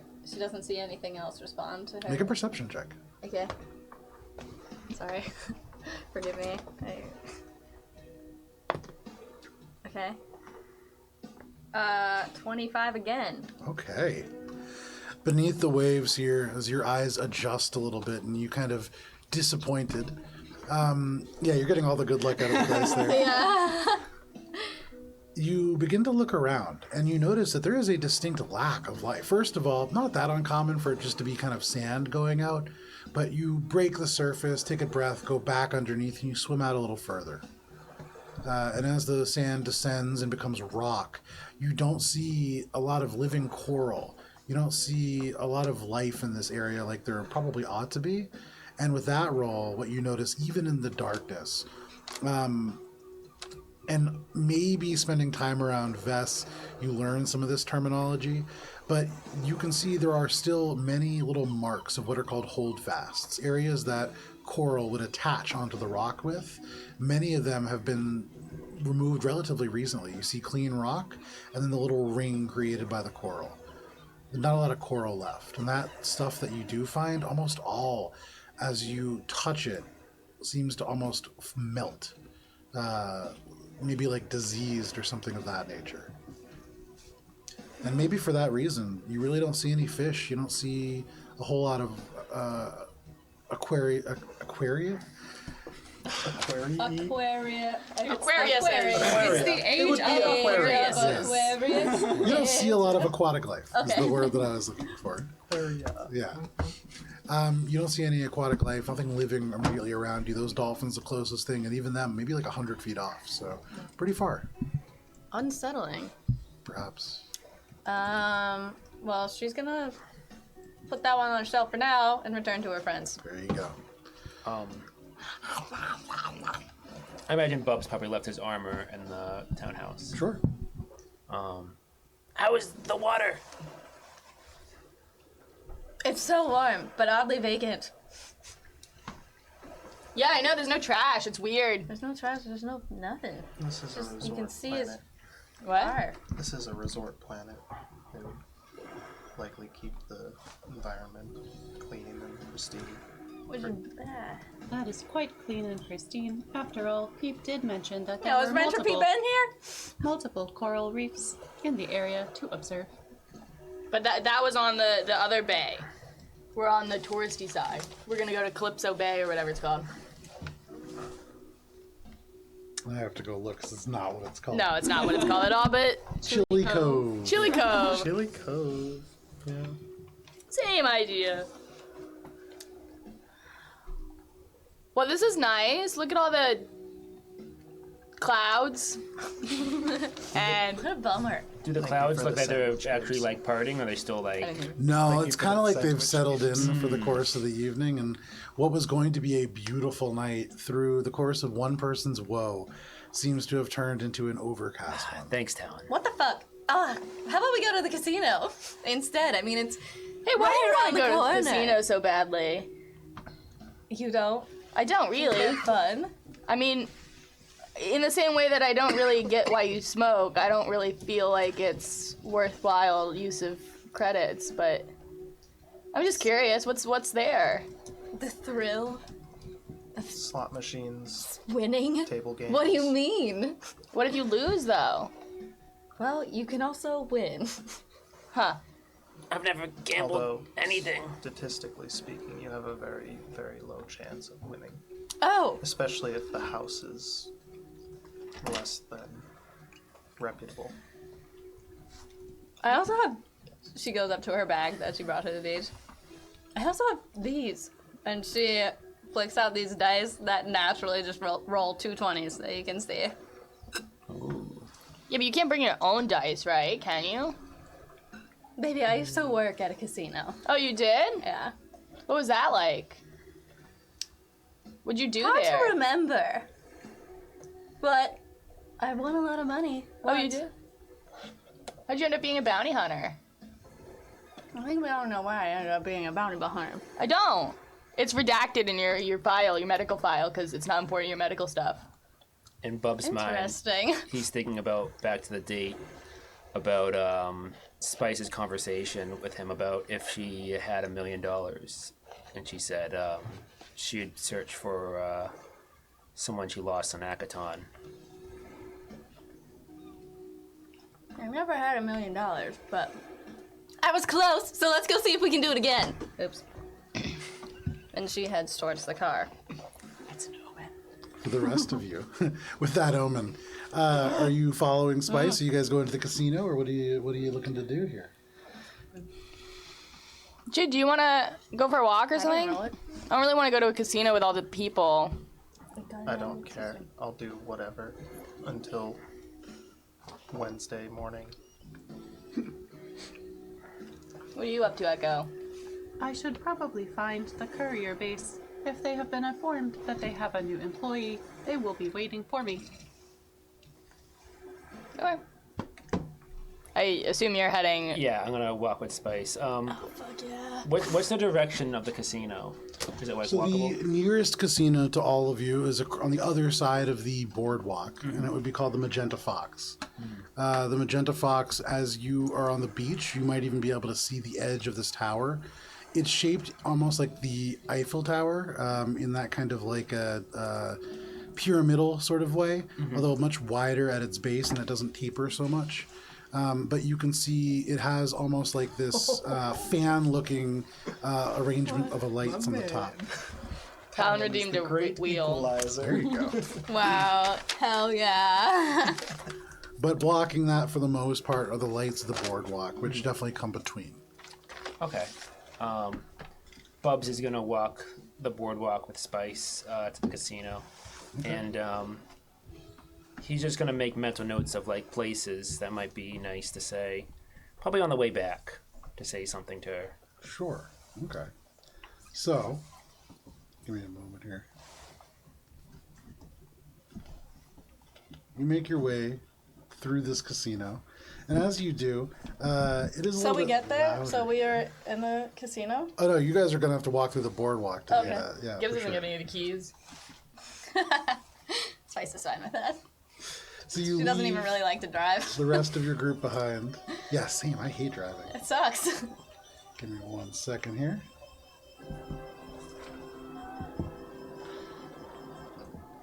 All right, Bubs.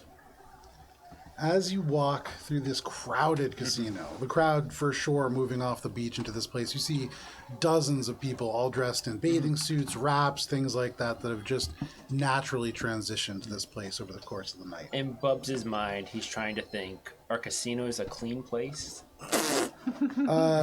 So you having seen like old Earth films, almost never. People just chain smoking in there. You know, it's a pretty gross place. But you enter this boardwalk, which is 3 bands of kind of wooden platforms that you can walk along. One goes right along the water. There's a kind of a smaller one on the interior, and then the smallest one runs parallel to the street, and it's where all the parking is found. As you are entering from the south, you are entering into the Aries section of the Constellation Boardwalk. This section you can see features a ride called the Bumper Sea Rams, which is essentially sea rams are a creature native to this planet. They are, for all intents and purposes, a horned dolphin or more like a porpoise. But these are essentially bumper cars that have been reflavored into these creatures. You see just red color splashed all throughout the zone, and here and there are small stalls that serve blackened fish and fries. You can kind of smell that hanging heavy in the air over the relatively light dinner that you had. But walking through, you can kind of see the first map. You have to walk through Aries, Taurus, Gemini, and Cancer to make it to the other side. So the two of you walk past a gem show, past rock candy stands, past the twin seat Ferris wheel, which only for couples. You can actually see there's a little place next to it called the Lover's Lounge, which is a couples only hookah bar. Yes. He's going to make a mental note. When does it close? You haven't seen any kind of like open or close sort of sign, so you keep an eye out for the signs. Yeah, so he's going to make a mental note to come back to possibly go The to Lover's Lounge. the Ferris wheel. Sounds You kind of like the also Tunnel of Love. get to Cancer, the section which features the Crabbiator matches, which are mechanical crab jousting things that you have these foam noodle lances on, and you can charge at each other. There's also crab boils that are going on in little tables here and there. But crossing through that, you can make your way out of the Constellation Boardwalk. Give me 1 second. We're here. definitely coming back to that. Maybe we could go on the Ferris wheel later. That sounds like so much fun. It kind of reminds me of the Turner Wheel. Do you remember when we almost went on that? Oh, yeah, I totally remember that. That was a fun adventure. That was... I really wanted to go on the Tunnel of Love in that one, but I fucked up. I was entertaining Diego, and you guys were maiming a Kasatha. Oh, well, I mean, it was mostly me maiming him. I mean, not to brag or anything. What a man! This is fun so music. loud. Not the music that I had. Wow, I wasn't casino is expecting this? that from a casino, but you know, you never know what you're gonna get on different planets. It's actually a pool hall. Down. Passing the Scorpio game. section of the constellation. Give me a little bit to find the correct music. It may be a little weird for a second, but let me, you know what I'll do? I will throw on, while I'm looking for it, the best music. Oh. Hell yeah. So, I thought it was going to be jungle music. no, no. You love that one. So, Bubs, Spice, the two of you walk into the Magenta Fox. This is a casino that, from the outside, looks almost like a magenta lit, thicker, squatter version of the Eiffel Tower. This fan of light spread out. What was that? I'm mad at you for buying that now. Oh, it sounds like a seagull. Yeah, a lot of seagulls. That's the one. It sounds like a what? A seagull. seagull. Oh God, I hate that so much. So, It's a huge flock of seagulls. you walk into the Magenta Fox, which you can see laid out all around you, Spice. Your trained eyes in this location catch the security standing at various points. You can see there are a number of poker tables that are laid out on the main floor. And then bordering every level of this first floor, there are just slot machines that run the rink, both facing into the room and out of. So like 2 rows of slot machines. You can see right in front of you, there is a big red painted wooden counter. And there is a woman who is dressed in this red crushed velvet jumpsuit, all one piece, wearing this little Magenta Fox name tag, and they smile at you. Are you looking to trade credits for chips? Hell yes, I am. How much are you looking for? Let's see how many credits I have. Spice Pie is like 10,000. I don't. Let's do 1,000. Ah, just looking to browse. Of course. For now. She takes your chip. You see your account just like bottom out almost. I mean, you lose a fair amount of credits. But she slides across. You said 1,000 credits? 1,000 credits. Okay. 100 10-credit chips. Okay. These little yellow chips, yellow and white. Heavy, feel good in the hand, especially to you. And Spice Bubs, like you see. shakes with pleasure. Yeah, you can see almost instinctively, Spice begins to move these chips across her fingers and hands in these incredibly intricate and clearly very practiced ways. Bubs knows she's good with her hands. Dog. Said so naturally. So, I would like 400, please. I'm sorry, we only do quantities of 500 and up. Oh, 500 then. Of course. She reaches in and pushes out a 500 credits worth of 10 credit chips. Spice like stretches her hands, cracks her knuckles, and she's like, "Smells like sweat and debt in here." And she heads for the craps table. Amazing. I definitely smell. Well, I didn't really smell anything, but people do look kind of sweaty here. You know what the fun part is? They bring you free drinks if you get to a table. Oh, that is fun. Maybe, we could get some drinks and then you could show me how to gamble. All right, let's do it, baby. All right, the two of you head off towards the craps table. We'll get back to that in a second. For the rest of you, as you are abandoned at the beach, where are you heading off to next? I'm just happy to be here. Do you want to check out the boardwalk? Just walk through it, maybe. We don't have to do anything specific. Sure. You're welcome to join. I know you want to get down to business, but we do have the next 2 days off. I'd really appreciate your company, but Peep did tell us to enjoy and relax for the few days that we have. That is true. And I suppose it would be good to be familiar with the area if I am to be a courier in it. Passive yeah. reconnaissance. Phase 1, make friends. That includes me. Are we not already friends, Gibbs? I think we are, but I'm not sure that you think we are, and I want to boost that confidence. Because I think you're a pretty swell. It sounds like you don't Person. think that you're friends, Gibbs. I'm saying I think we're friends. But you saying that makes it seem like the opposite. Correct. Friendship goes both ways. And also, in the spectrum of more friendship, it can always be better. We could be better. So Andrew's Gibbs, just confused. Yes. if you are walking the two androids into the constellation, no problem. Yeah. You make your way across the sand into the wooden walkway of the boardwalk, and as you do, you too enter the Aries section. You can see all 12 of the human Sagittarius, horoscope sections are represented here. Each one with a thematic ride, sort of food to accompany it, and kind of decorated in a similar fashion. Where are you going? What are you looking for? Normally I would just be going like under the boardwalk because that's where everyone drops their change and trash. But this feels like a really good opportunity to just do what other people do. But I don't know what other people would do. Do we just walk around and... Gibbs is with the best company I for know. that. You chose for okay, let's be a normal person for once. Android. How do we be a person? How do we be a person? Great, I love it. This is just a lesson now. Yeah, You we're become a all teacher. trying to figure it out. I'm just gonna start passively walking through, basically treating it as passive reconnaissance, but trying to just blend into the crowd. Sure. I do that too.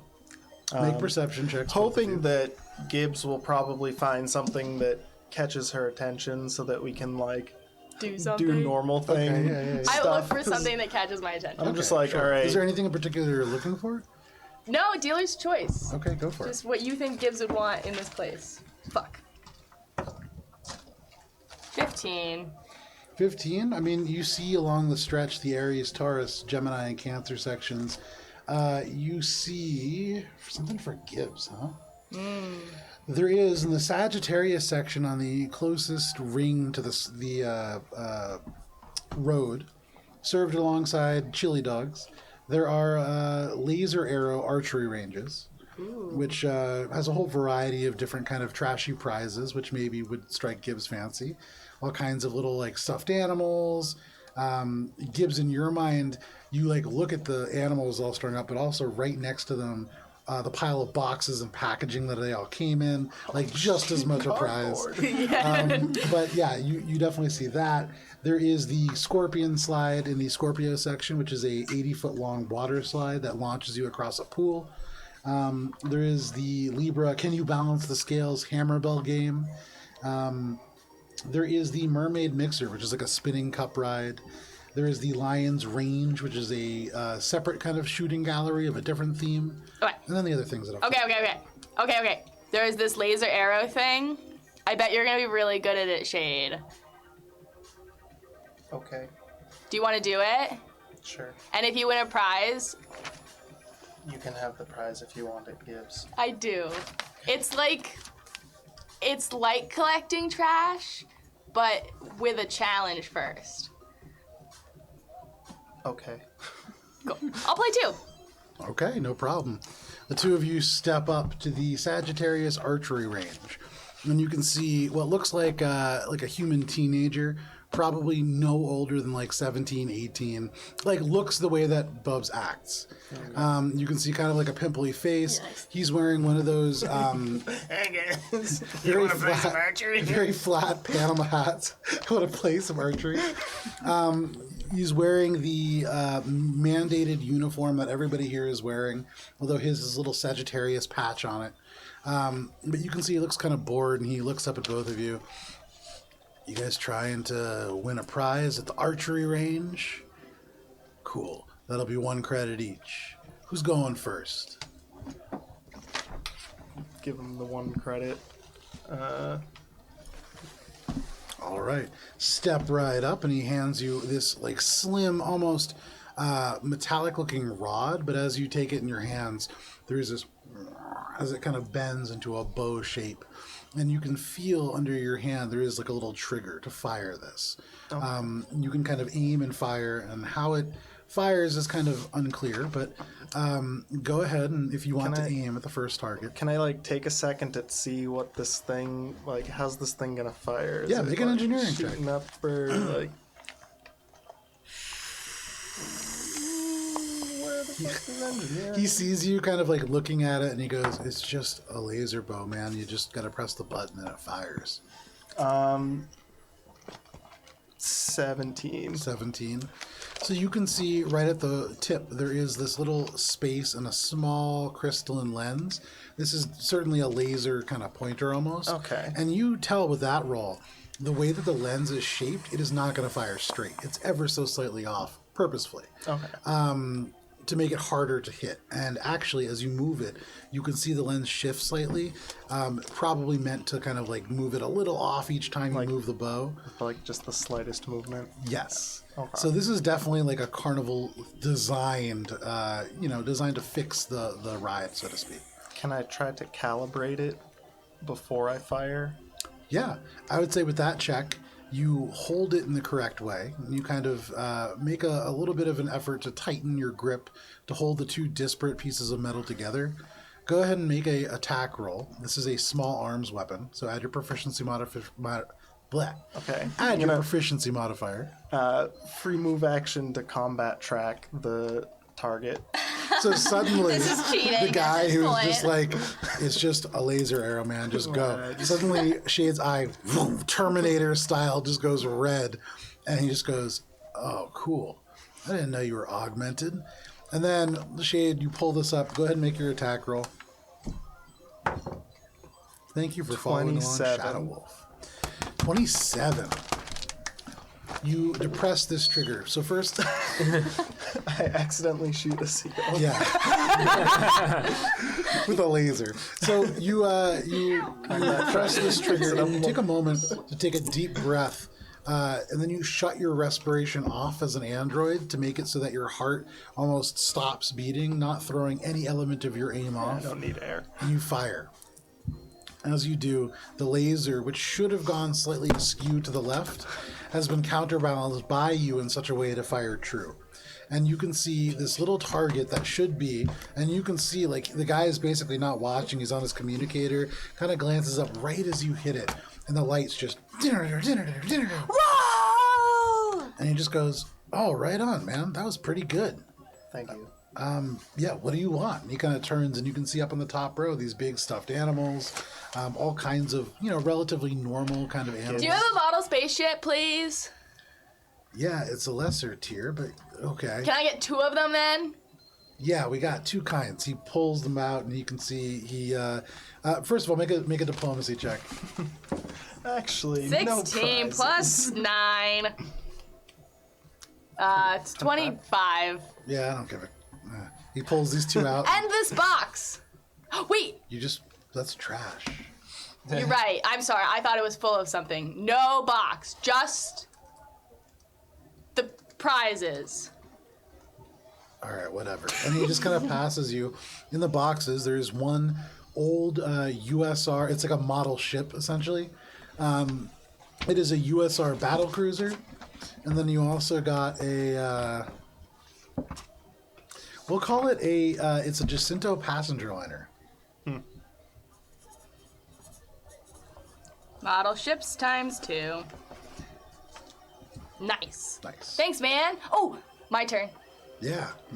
You pass I it do over none to of her. the things he did, and I Okay. shoot, and I got like a 4. I was gonna warn you. You went so fast. Yeah, well, that's the Gibbs way, you know. It's the This Gibbs tracks. way. Gibbs be like, Yeah. "Oh, mine." Shakes the whole thing. No more calibration. 10. So Shade, like, very carefully turns and goes and is about to, like, present it to you and is like, now, Gibbs. And you just grab it and press the trigger. You see this little light go off, but doesn't appear anywhere over on the far wall.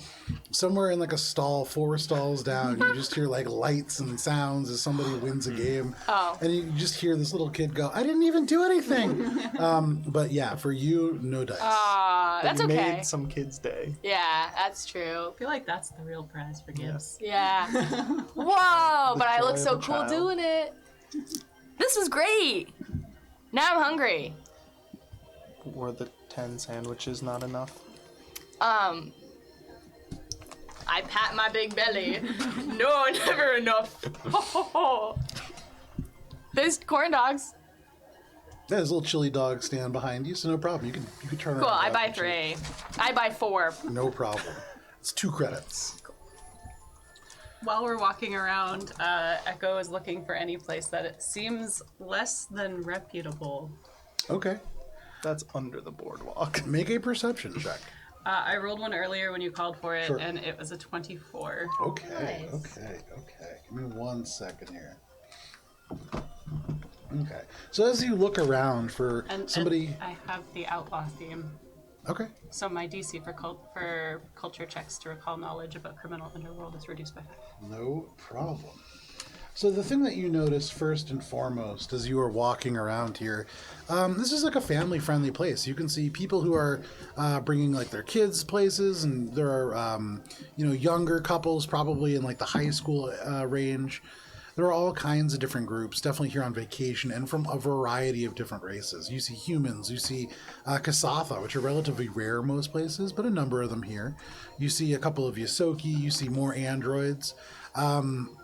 You see some more exotic creatures. Floating by you at one point is a huge purple creature with these 2 tiny little legs attached to almost like a shrunken body, but the head seems to just float and carry it across. They are carrying what looks like a chili dog. But as you go and kind of look, you do find that there are a number of individuals who are walking, and at first you clock them as employees because they're giving out these little bags to people. But as you begin to really look for disreputable behavior, you notice that there are credits that are exchanging hands as well. And you realize as you watch this half-elf who, close to about 6'3", tan skin, you see freckles across the exposed chest and shoulders. They're wearing a bathing suit as well. As they lean in, they're definitely handing off what looks like some kind of a narcotic. This seems to be a very small recreational drug operation that is happening here. And with that roll you watch, there are 3 people who are working this crowd. And it seems to be, from what you know, there's no enforcers kind of following them around. This isn't like a mob level of operation. This seems to be like a couple of younger people who are making extra money doing this. But that is what you notice with that phenomenal check. Echo turns back to the corn dog stand and just like, 1, please. Oh, wait, I know I got 1 for you. Oh, And 1 for you. I thought these were for you. No, I got 2 for me, 1 for each of you, right? That is very kind of you. Thank you, Gibbs. Sure. You have a corn dog. Delilah. Oh yeah, no problem, Rocco. I don't like that. Yeah, you guys stop fucking it up. The corn dog seller is on to us. You can see this corn dog seller who is another Yosoki. A little older, like an older kind of rotund looking Yosoki. Not as rotund as you with your bottle. Right. But just kind of like looks at you suspiciously across this mustache and these wire rimmed glasses. But that's all. I am sorry that I forgot that you changed your name.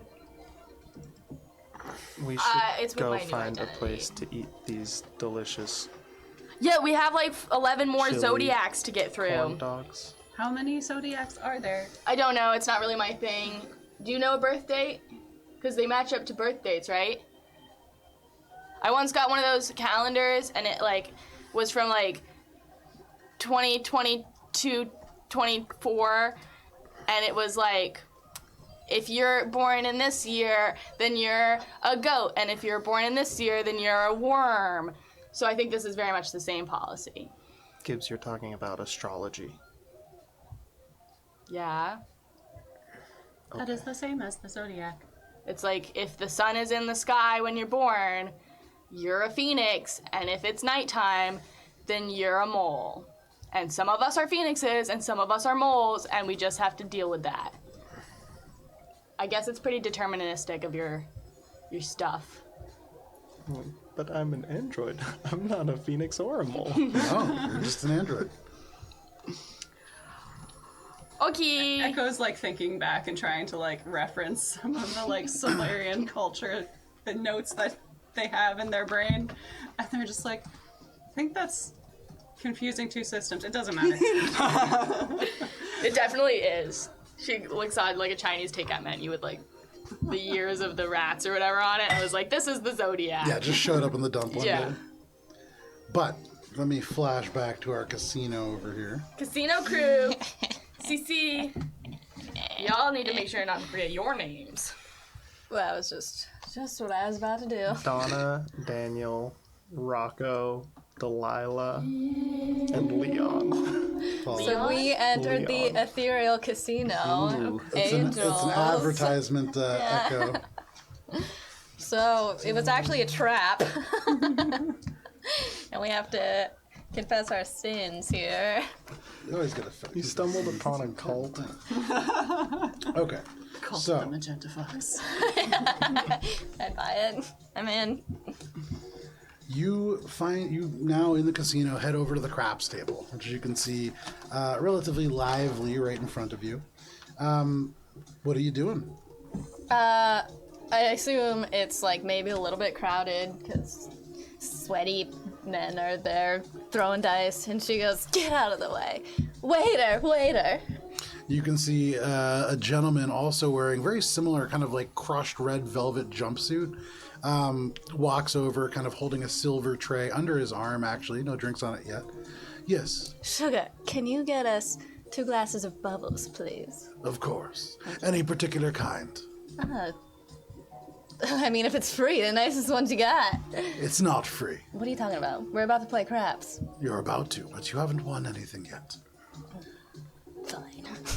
Now, bubbles. I will take 2 of your finest. He looks a little bit strangely at you, but goes, I'll be back. Thank you. Turns and kind of walks off towards the... Daniel! She turns. Oh, Donna, I'm kind of nervous about gambling. I've never done it before. Oh, baby, it's fun. It'll be fine. But you don't really drink that much. Bubbles is another term for champagne. Oh, I guess that's another thing named Bubbles that you like. It's true. And she turns to the table, and she's like, "We want to play." You can see there's like 5 or 6 people kind of crowded around, and you can see right at this moment there is somebody who just rolled dice, and they seem to have struck out. There's like this chorus of ahs, and they kind of get up, walk away from the table. Spice walks right over. You can see the person who is running this, picking up dice, kind of like shuffling some chips around, turns over and goes, "Sure." takes these dice, which you can see very heavy, and puts them in your hand. And as they do, you can see, make a perception check. And Bubbles, you're there as well. Go ahead and make one. Ooh, A 2 plus 28. 8, so 10. Bubbles, this is just some guy. Yeah. Spice, you notice there's a glint in this gentleman's eye, and right away you clock that he is augmented, although this is a higher level augmentation than you have experience with. There's something that tells you probably it would be a bad idea to try to cheat overtly with this gentleman watching. And with that perception check, you kind of take a quick glance, sort of like taking the chips, moving them around, and as you look at the dealers, there is similar augmentations in them. This is a very well-run casino. But No fun. that is just something for you to know. You can certainly still try, but you would imagine they are pretty good at catching cheaters here. Uh-oh. You feel these heavy dice in your hand. They almost feel heavier. But what do you want to do? He looks at you. What are you betting? Well, I assume, how much are the other people around her betting? So you can see it looks like there's 100 credits out in front of the only other person that has stayed at the table while this exodus kind of happens. There are a couple other people that are like kind of pulling up, but it seems like 100 credits. 100 credits. You put the chips down. And meanwhile, she's kind of like explaining to Daniel how the game is played. Sure. He has his little stick kind of over his shoulder and he's waiting for you. Dice are in your hand. Okay, should I roll real dice? Yeah. How many sides do you want on these dice? Do you These are want 20? 2d6, I believe. I'm sorry. Do you mind if I use your beautiful stash? Because There's some d6s here, here, here. nice. Well, here, so 2d6. Got 2 and a 5. A 2 and a 5 is a total of 7. You see there's a few people who are walking by, and there's this, there's clapping. You see a couple people cheer. You can see this guy goes, hey, a winner. Look at that, right off the bat. Oh, yay! You see he slides another 100 credits of chips over to you, puts his hands in as he's about to slide them over. He goes, you want to double down? Or? Double or nothing, baby. And you can like see my her like spice. seething go. with like excitement. You can see a bunch of people cheer. The waiter at this point returns. You can see like a little smile on his face, and he has 2 tall flutes of champagne. These are like faceted glasses, and you can see just this thin stream of bubbles rising from the bottom. But he hands one to each of you. We Cheers, baby. To hers. Cheers. Yeah. Such nice champagne I glass. know, right? To tonight. To tonight. You take a sip of this champagne, and this is beautiful, dry as a bone. Yet as it finishes across your palate, it almost makes your mouth water because there's this sharp, almost apple-like kind of finish to it. Beautiful, beautiful. And as I say to tonight, I whisper under my breath, a night we'll both remember forever. Spice doesn't hear that because I don't think she's supposed to, right? I mean, I don't know. Well, she doesn't because she's very Yeah. swept up in the game, and she's like, she It's a kind of loud like casino. takes a sip, and then she's like, "It's delightful," and she like drinks all of it. Yeah. And So another one. you can see the other person who is kind of down, the waiter like nods, walks off. The person that's kind of pulls up and sits next to you, Bubbles, next to you, Spice, but kind of talking to Bubbles. Okay. Larger gentleman. This is a Lashunta as well. You can see sort of pale, almost green cast to the skin, but otherwise just kind of regular olive tone. He kind of regards you for a moment, but also puts 100 credits down. You rolling again? Hell yeah. There you go. You can see this dealer leans over, watching intently. 4 and a 5. 4 and a 5. That is a 9. So that becomes a point. So I don't know what that means, but okay. I'm Olive literally doesn't know how to play. learning craps as we go. That's on me. Everybody's learning craps. So any number that you roll other than, so basically the way craps works, if you roll a 7 or 11, you win. If you roll a 2, 3, or 12, which are called craps, you lose. Any other number becomes a point, and the point must roll again before a 7 to win. So you can add more money into this bet. You currently have 200 credits in. And if you add more in, you kind of increase your potential gains. But of course, you run the risk of losing everything. Well, she puts more in. She puts right. 100 credits more in. Alrighty, so You are putting another 100 credits in. You can see he slides another 100 credits to match that with 400 credits on the table. He says, all right, lucky lady, roll the dice. Oh, I don't know if that counts. You can rebound that count for It's got to stay on the table. It's got to stay on the table. Jumanji. No Jumanjis is the rule of this table. 3 and a 5. 8. 3 and a 5. So with an 8, you can see another point, and the guy next to you, Bubbles, goes, oh, that's not good. But Spice, you don't hear that. So caught up in this betting excitement, you hear the dealer say, another point. Lady, you want to go again. This time you're looking at close to 1,000 credits. Let's go again! All right. like, blind with takes excitement. A stick, slides more, and She now like you can has see the like champagne like shaking in her glass and like Spice. there are a few control. blue chips in there, and blue chips worth a little bit more. And now you kind of gaining here. But go ahead, roll the dice again. Whatever you do, just keep doing the same thing over and over, because that's the process. Because if you don't do the same thing over and over, it will break up your luck. Yeah. I hear you. 5 and a 1 and 6. A 6. I don't know what that With a is. 6, that is another point. And at this point, you can see the dealer leans over, and like the people who've been cheering around the table at this point are kind of like leaning in. There are people now like leaning into you. You feel people over your shoulder. Somebody like claps you on the hand. You can hear people who are just kind of like, go in again. And you can see the dealer says, if you go in one more time and you win, you're walking out of here with 2,000 credits. Daniel, we should do it. We should do it. We Roll should totally again. do it. Oh my god. At this moment, she like waves her hands in excitement, slides up the dice from her sleeve, and she's like, Daniel, blow on it for good luck. So make a sleight of hand check. Okay. There's still a wheel. Blow on it for good luck. There is a wheel. That's true. That's a good thing. And Bubs is gonna try his like most like non-spitty blow possible. All right. 15. What is your dexterity score?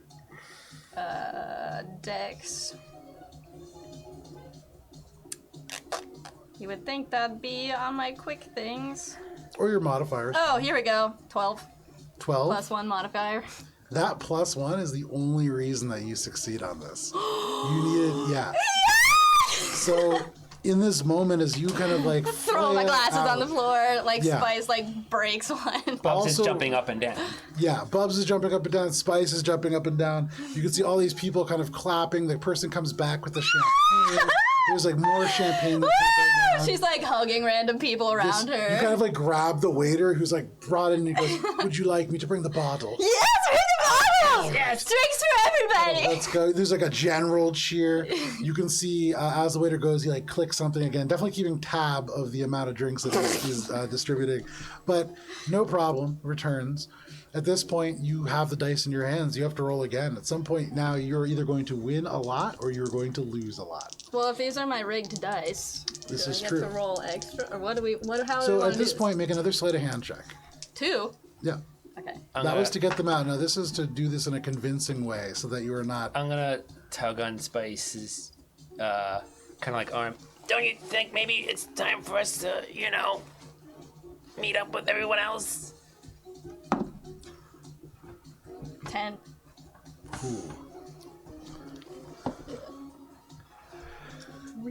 So in this moment, you roll, and you can see the dice almost slow motion tap on this ground. You don't need to roll the dice because these are fixed dice, right? Yeah.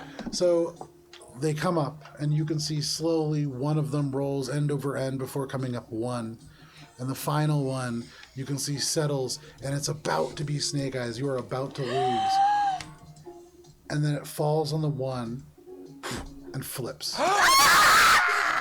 You can see there's a bunch of people cheering. The dealer stays silent. And at this point, Spice, even through your excitement, you recognize in the periphery of your vision, the people who are keeping an eye on the floor are now all turned and facing the direction of this table. You see there is a goblin in a 3-piece black suit who has little sunglasses, little earpiece. Off and beyond him, there is what looks like a human.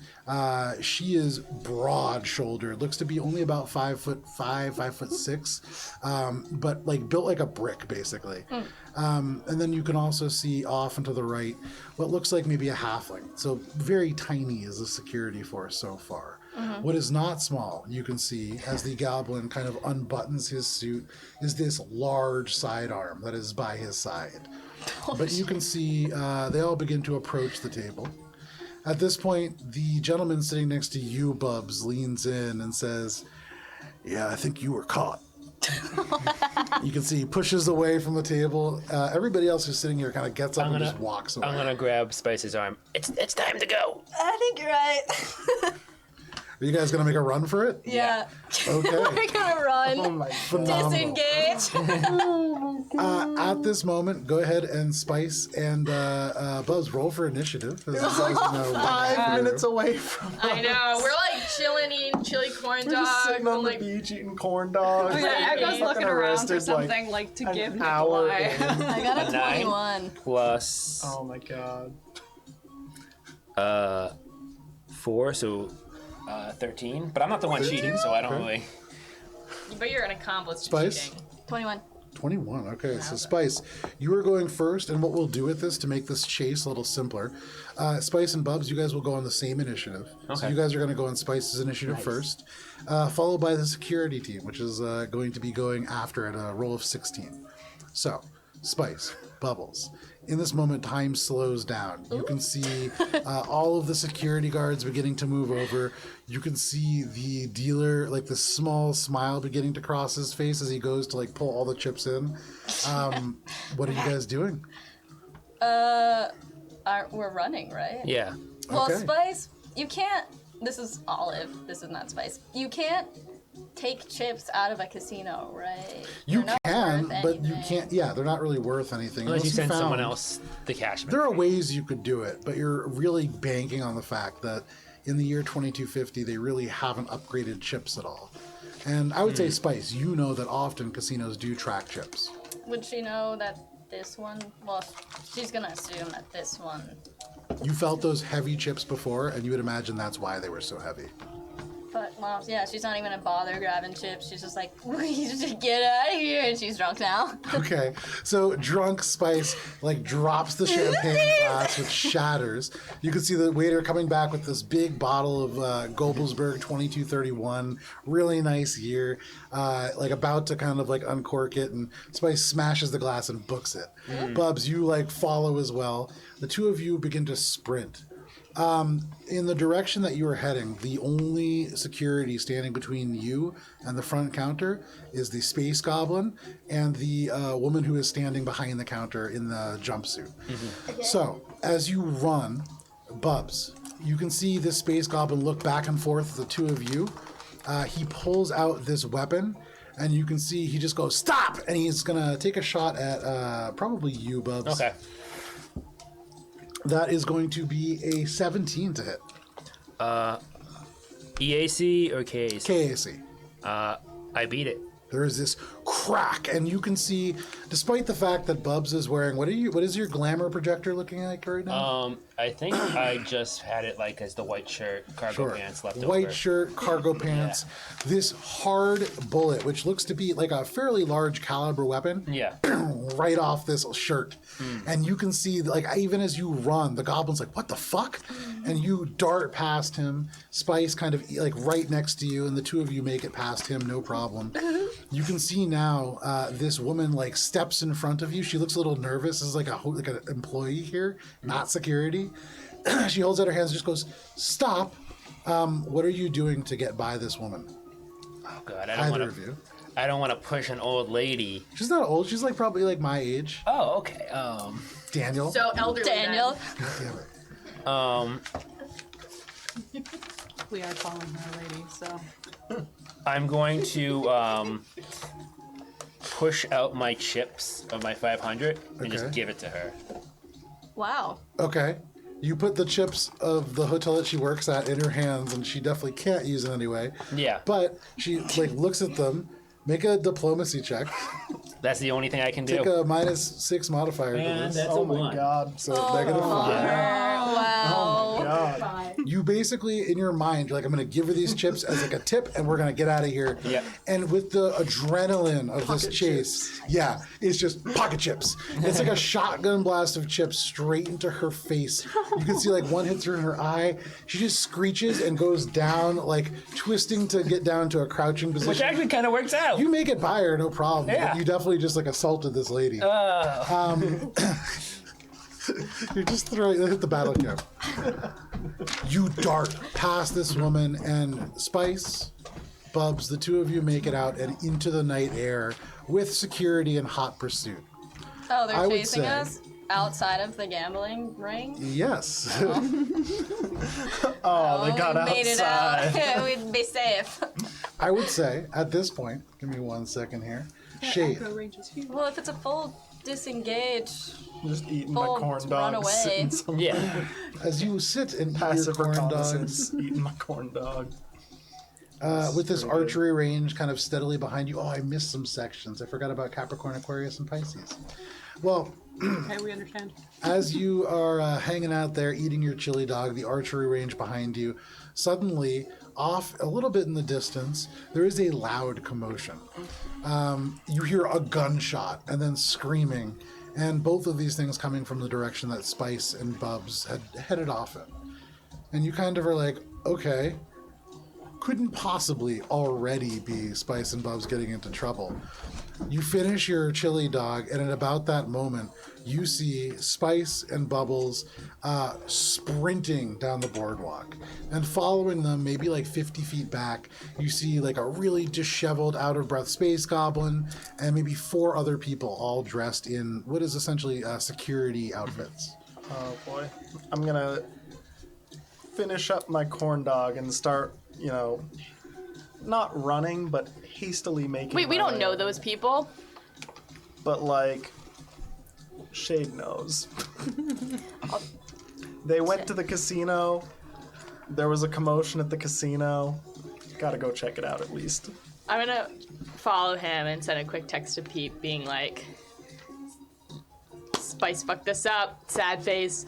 And then I'm gonna send him a really quick pic, like it's a really blurry picture of my corn dog in the sand because I dropped one of them.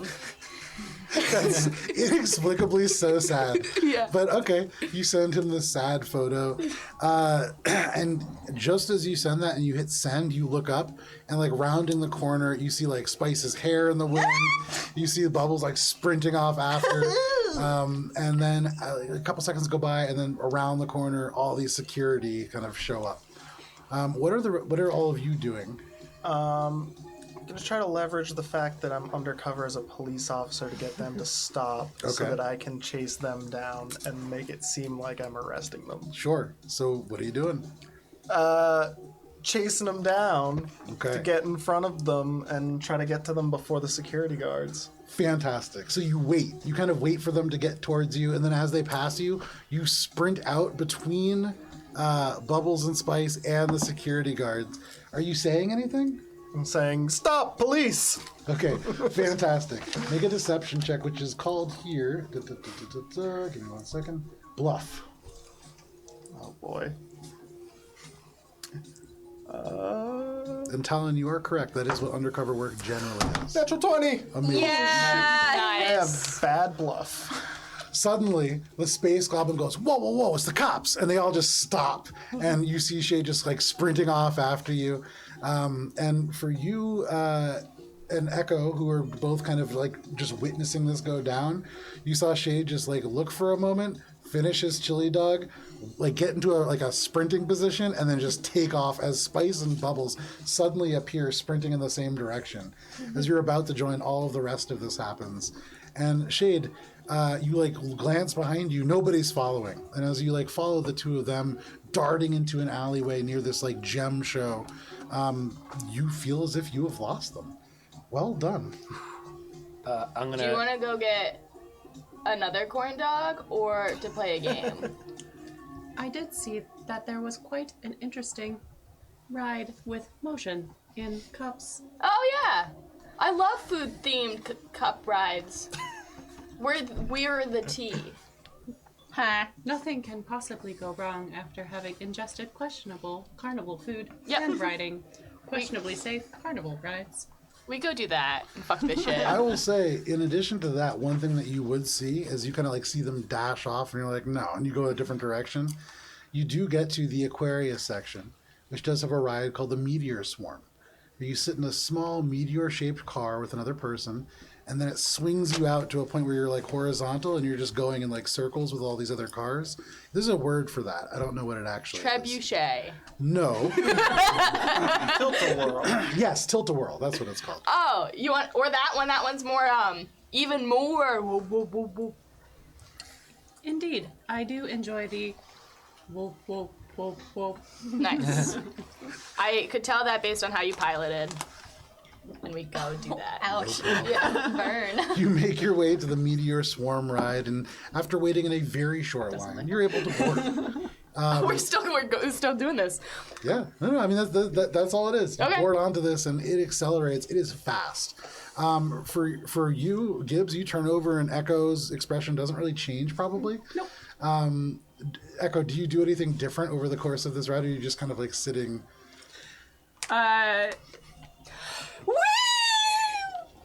Gibbs is doing that, and Echo kind of just like, Tiny little smile you can see crossing Echo's face for anybody paying attention. But no problem. You take the Meteor Swarm ride, smelling the crisp meat of the porchetta or sandwiches that are cooking off to the side. Everything makes me hungry. So as me and Spice are running, we're Yeah. both kind of really drunk. I'm gonna take Spice's hand. Spice, come on, we gotta jump off the boardwalk. Once we're out of view, I'm like beep, trying to calm them. Sure.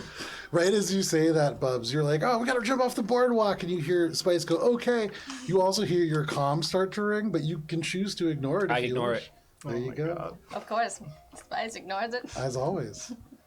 So with the incoming transmission looping in the background, the two of you run to the edge of the boardwalk. Holding and- hands. Holding hands, and you just leap off. Yeah. Fucking No Thelma and problem. Louise over here. Make reflex saving throws.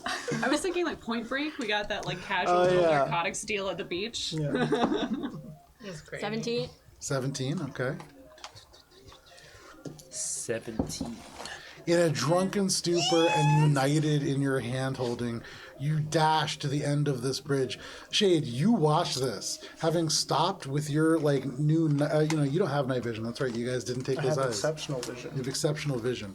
With your great vision, you can see, still just as dark as everybody else, the pair as they run and drunkenly leap off the edge of this boardwalk and fall a good like 20 feet into the ocean.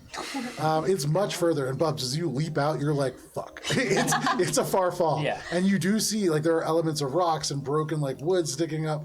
But as you both dive off, drunk, not really caring, it's like that magical thing that happens on nights like this where somehow, despite all of the danger that surrounds you, completely oblivious to it, you jump over top and splash into the harmless water. As I swim up, I'm gonna hold Spice in my arm. Spice, that was wonderful. It's so fun! She like kisses you on the mouth in the water. I'm gonna kiss you right back. And I'm gonna look up at the sky, and And I'm standing up at the. I'm not even looking. I'm not even looking at Shade. I'm looking out into the ocean. The cloudy sky. You can still hear Notice like guy. still your comms like Yeah. still rigging. I get You know- to the end of the boardwalk and I'm just waiting for them to notice. Back, Steele used to told me that before interstellar travel, the average Earthling wouldn't even notice if the night sky, all the stars in it just changed overnight. Which I find so weird. Because, if that was the case and things changed, I would never be able to see you. Oh, Bubbles. It's so cute. I don't want anything to change overnight. I want to be with you. I love you, Spice.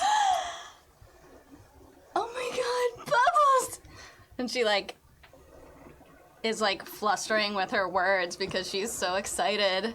And like when she comes down from like her excitement and like kissing you. She's like, I think Julian might have showed me what love was, but I've realized all this time I thought I was searching for him when really I was searching for the feeling that he gave me.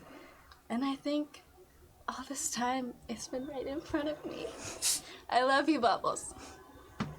And I'm just going to kiss her, and then the camera's gonna pan up from like the ocean waves. Not to She's shade, just like watching. past shade and up into the night sky, where like probably you can see like a partial opening of the sky of the clouds. For just a moment, Yeah. the clouds open up, and you can see starlight for just a second, almost making this moment perfect.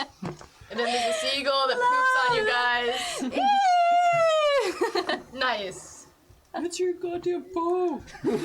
Echo, Echo. Shade, you see all of this unfold, but because they're both drunk, it isn't like this magical moment like for them it is. It is just them like sloppily shouting at each other. Slurring.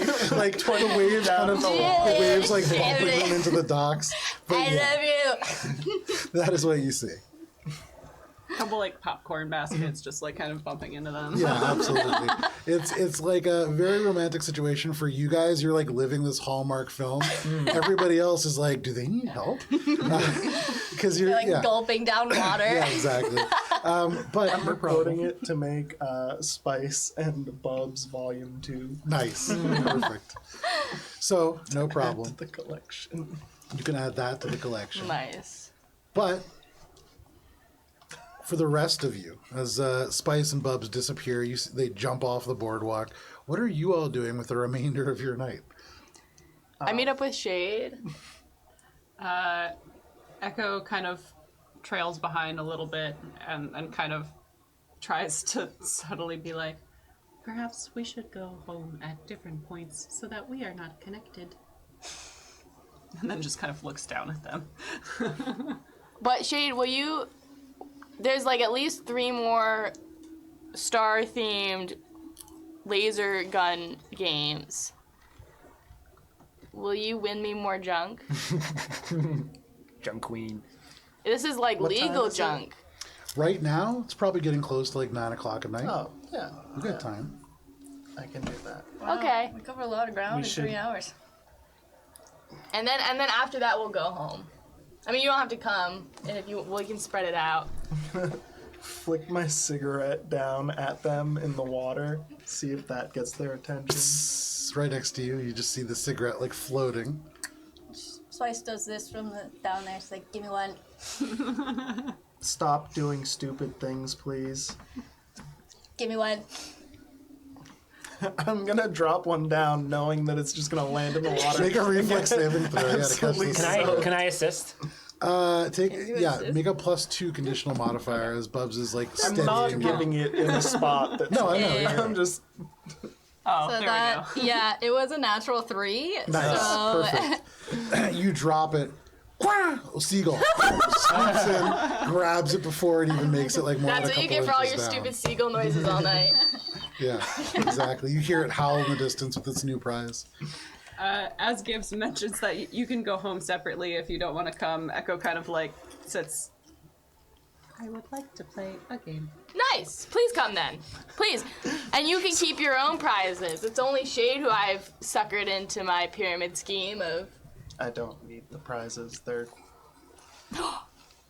I got you a gift. Right. Have I given it to you yet? Oh my gosh. And I go into my like furry body and I still have my cargo vest underneath my You don't take it out of your mouth. under the doctor's outfit. yeah, under the chef's outfit I have my Under the cargo chef's vest on. outfit, And I pull out a set of fuzzy dice that I got, but they're like the 6 is the Scab Rats logo, and then like the 1 says Junk Falls will always be junk. And it's 2 sets of this. They're for your backup camera on the ship. Thank you, Gibbs. So you'll always have my help piloting. Yes. Great. So I give you a gift. You'll win me more things, and we can all finish this night out without any trouble. Do you think that they won't drown? I don't think I want to save them, even if they're gonna drown. All you can see is us making out. Yeah, it's We're weird. drowning in each other's. Saliva more than the ocean. I don't believe there is enough space for us to get involved down there. The ocean got saltier today, and I don't want to go back Because into of it your tomorrow. attitude. Yeah, that's why. Got him. So, with Bubbles and Spice drifting drunkenly in the water in this under pier, and the rest of you kind of going about to play additional games, you find over the course of your evening the bobblehead sumo wrestling, which have these like heavy head guards that you have to put on to make you overweight and kind of like off balance, and you have to wrestle with people. There is also the laser archery range, which you've done. You find the hammer bell game in the Libra section where you can slam a hammer down, try to win a prize based on your strength. There is the Lion's Roar shooting gallery in the Leo section. The Crabbiators Gladiator match that you can do with the foam noodles and the robotics crabs. All of these different games that you can engage in. And for the sake of brevity, Shade, make a... what skills would this fall into? Go ahead and just make a sleight of hand check. Sleight of hand? Yeah. Okay. I am there cheering / assisting. Take a +2 conditional modifier. Ooh, damn. Okay. 23 plus 2, 25. 25. Okay. Over the course of the evening, for your part, you do very well at these games, especially the shooting games. You're able to, like, very quickly, you take some time to analyze the equipment, and you correct it for its kind of like carnival adjustments to make them a little bit less fair for the individual. Mm-hmm. And no problem. You're winning like stuffed animals, whatever it is that Gibbs wants from a carnival prize kind of theme. You got it, Gibbs. I put carnival junk in my inventory. It's like the Echo, are you giant playing any of these games? pile Oh, yeah, of Echo wants stuffed to play a animals. Okay, go ahead, make a sleight of hand check over the course of the evening. We'll see how you do with your game. I will also cheer, but not play. Okay. I'm just Take a there +2 conditional modifier. Pull my So shit. Your Gibbs modifier. What did you win? A bunch of shit. What did you win? Do you do crit fails? Is it a natural one? Oh no, you killed one of the teenagers. It's a crit fail. After second of the night. There is a brief period of time when you get to this, the Crabbiator match. And Echo, you strap on this helmet and this foam pool noodle. And the person that they put on this little vehicle opposite you, small child. You can see they look like they're maybe 7, 8 years old. They look a little nervous. And you can see this is a Lashunta child. The dad goes, "No, don't worry, you'll be fine. Dry those tears, you'll be okay." Just puts him on this little crab-looking thing. Welcome to adulthood. And you can see, like, even in the bright lights over these two robotic crabs, little tears in his I've, eyes. like, lost half of He's it. shaking. Oh, no. But no problem. You take off. The crabs accelerate towards each other. And in this brief moment... Oh, he got on your head! Oh no. Okay, please don't pour water all over my floor. That's not water. Is that vodka? Is that rum? Daniel pouring rum all over himself. Ladies and gentlemen, for our beach theme. That's a lot of rum. Oh no. Gnarly. All of us are sober, I know. actually. Yeah, Like, that's amazing. We all like started this evening being like, you know what we're gonna Sober do night. sober, like virgin pina coladas, and now we've got rum and a snorkel. Yeah. Man, that exciting. Your nose. What made you decide to do that? I don't know. Because he's an idiot and he's Drunk in love. love. He's in love. I'm drunk in love, that's why. Yeah. So now you have to be Like drunk in Beyonce life. To do said. some pretty silly Over the course of the I was gonna say, evening. tell me more about how I After you- obliterate this child. So the pool noodle, which is foam, is supposed to bend and kind of like knock somebody off. You hit him flush, perfectly in the chest, such that it kind of becomes a spring. And there's a brief moment where you can see all of the potential energy gather, and you can see this kid, the tears in his eyes, like the eyes widen, the pupils dilate, and suddenly flying backwards off this crab. He slams into the side of the little edge. You hear a crack, and you see the collarbone like jutting out. Oh my God! The mom comes, or the father comes running over. I run up too. And you can see this kid like bawling, and the dad goes, "Stop crying, you're fine." Just kind of like push, and he pushes it back. This is a terrible natural He kind of pulls his hand off and just goes, I said it. More natural. I'm a trained doctor, I swear. Mine just throw "You're a a trained doctor? Yes. face, and yours Why is are you breaking wearing a kid's chef's arm. costume? Because I Stop wanted crying. to blend in because people ask you for stuff. Don't treat your child like that. Make a bluff check." Oh, I'm good at this though. It's charisma. Fuck. 12. It's a 7 plus Okay. I said I'm 5. good at this at sleight of hand, and Yeah, look I what know. These happened. guys Stop are saying you're cursing good at yourself. this. I love how you take all my bad luck in this game. Okay. I don't understand. I'm so glad you joined this game. So you were very fortunate. Nice. That dice is gorgeous, but That is nice. a natural 1 that he rolled. Beautiful. Oh my gosh. And I will set his child's Just shoulder. don't baby the kid, and he kind of like pushes the child over to you. You can see like definitely this is a compound fracture. It's jutting through the skin. He needs real medical attention. Inside plastic part. We just fucking got. All right, come on. And he kind of like takes the kid who's like sniffling. You can see the kid lingers for just a second, and he goes, "Thank you." And the dad just yanks his arm. You can see like the collarbone, but he needs him- I've broken my collarbone before. It's like the worst pain it sucks. in life. Echo, the person running this ride, this teenage girl, just goes, "That was really harsh. You hurt that kid." It's not your fault.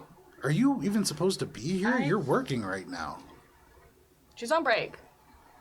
Make nice to another, her. make another bluff check. Technically, it's true. You can't not be on break if you haven't started. 8 plus 5 is 13. Whatever. She just kind of turns around. Not very in tune are these children. However, Echo, the crowd kind of disperses. A few people kind of like muttering, shaking their heads. You feel very disapproved of in this moment. Echo feels very disapproved of by themselves. They don't need the crowd to help them feel that way. And you turn and look, and a little seagull dropping has now landed and is running down your fresh new coveralls. And as it is 9 o'clock, and a fine place to end, as the seagulls shriek overhead, this is where we're going to end for the evening. So thank you so much for joining us for this beach-themed Starfinder session with an incredibly chaotic amount of, those little beach balls. Here's a big one. Thank you for tuning in. I'm going to sign us out now before anything breaks. But The big one. we'll be back. Oh, God. We'll be back next week at 6 p.m. Eastern Standard Time on Thursday for Mosaic Team 5 Session 21. If you can't wait until then, you can hang out with us tomorrow at 7 p.m. Eastern Standard Time. Matt will be there. Dan My will dad's not be there birthday. because his dad's birthday, and that's 85. important. Yeah, that's Happy awesome. birthday, Dad's dad. So you'll not be there, This party but was for him. Yes. join myself, Matt, Tina, Alana, and Hannah for Adventures in Alberon, session 115, or maybe even 116 now at this point. That is tomorrow at 7 p.m. Eastern Standard Time. But until then, please stay safe out there. We'll see you. Bye. Bye. Bye.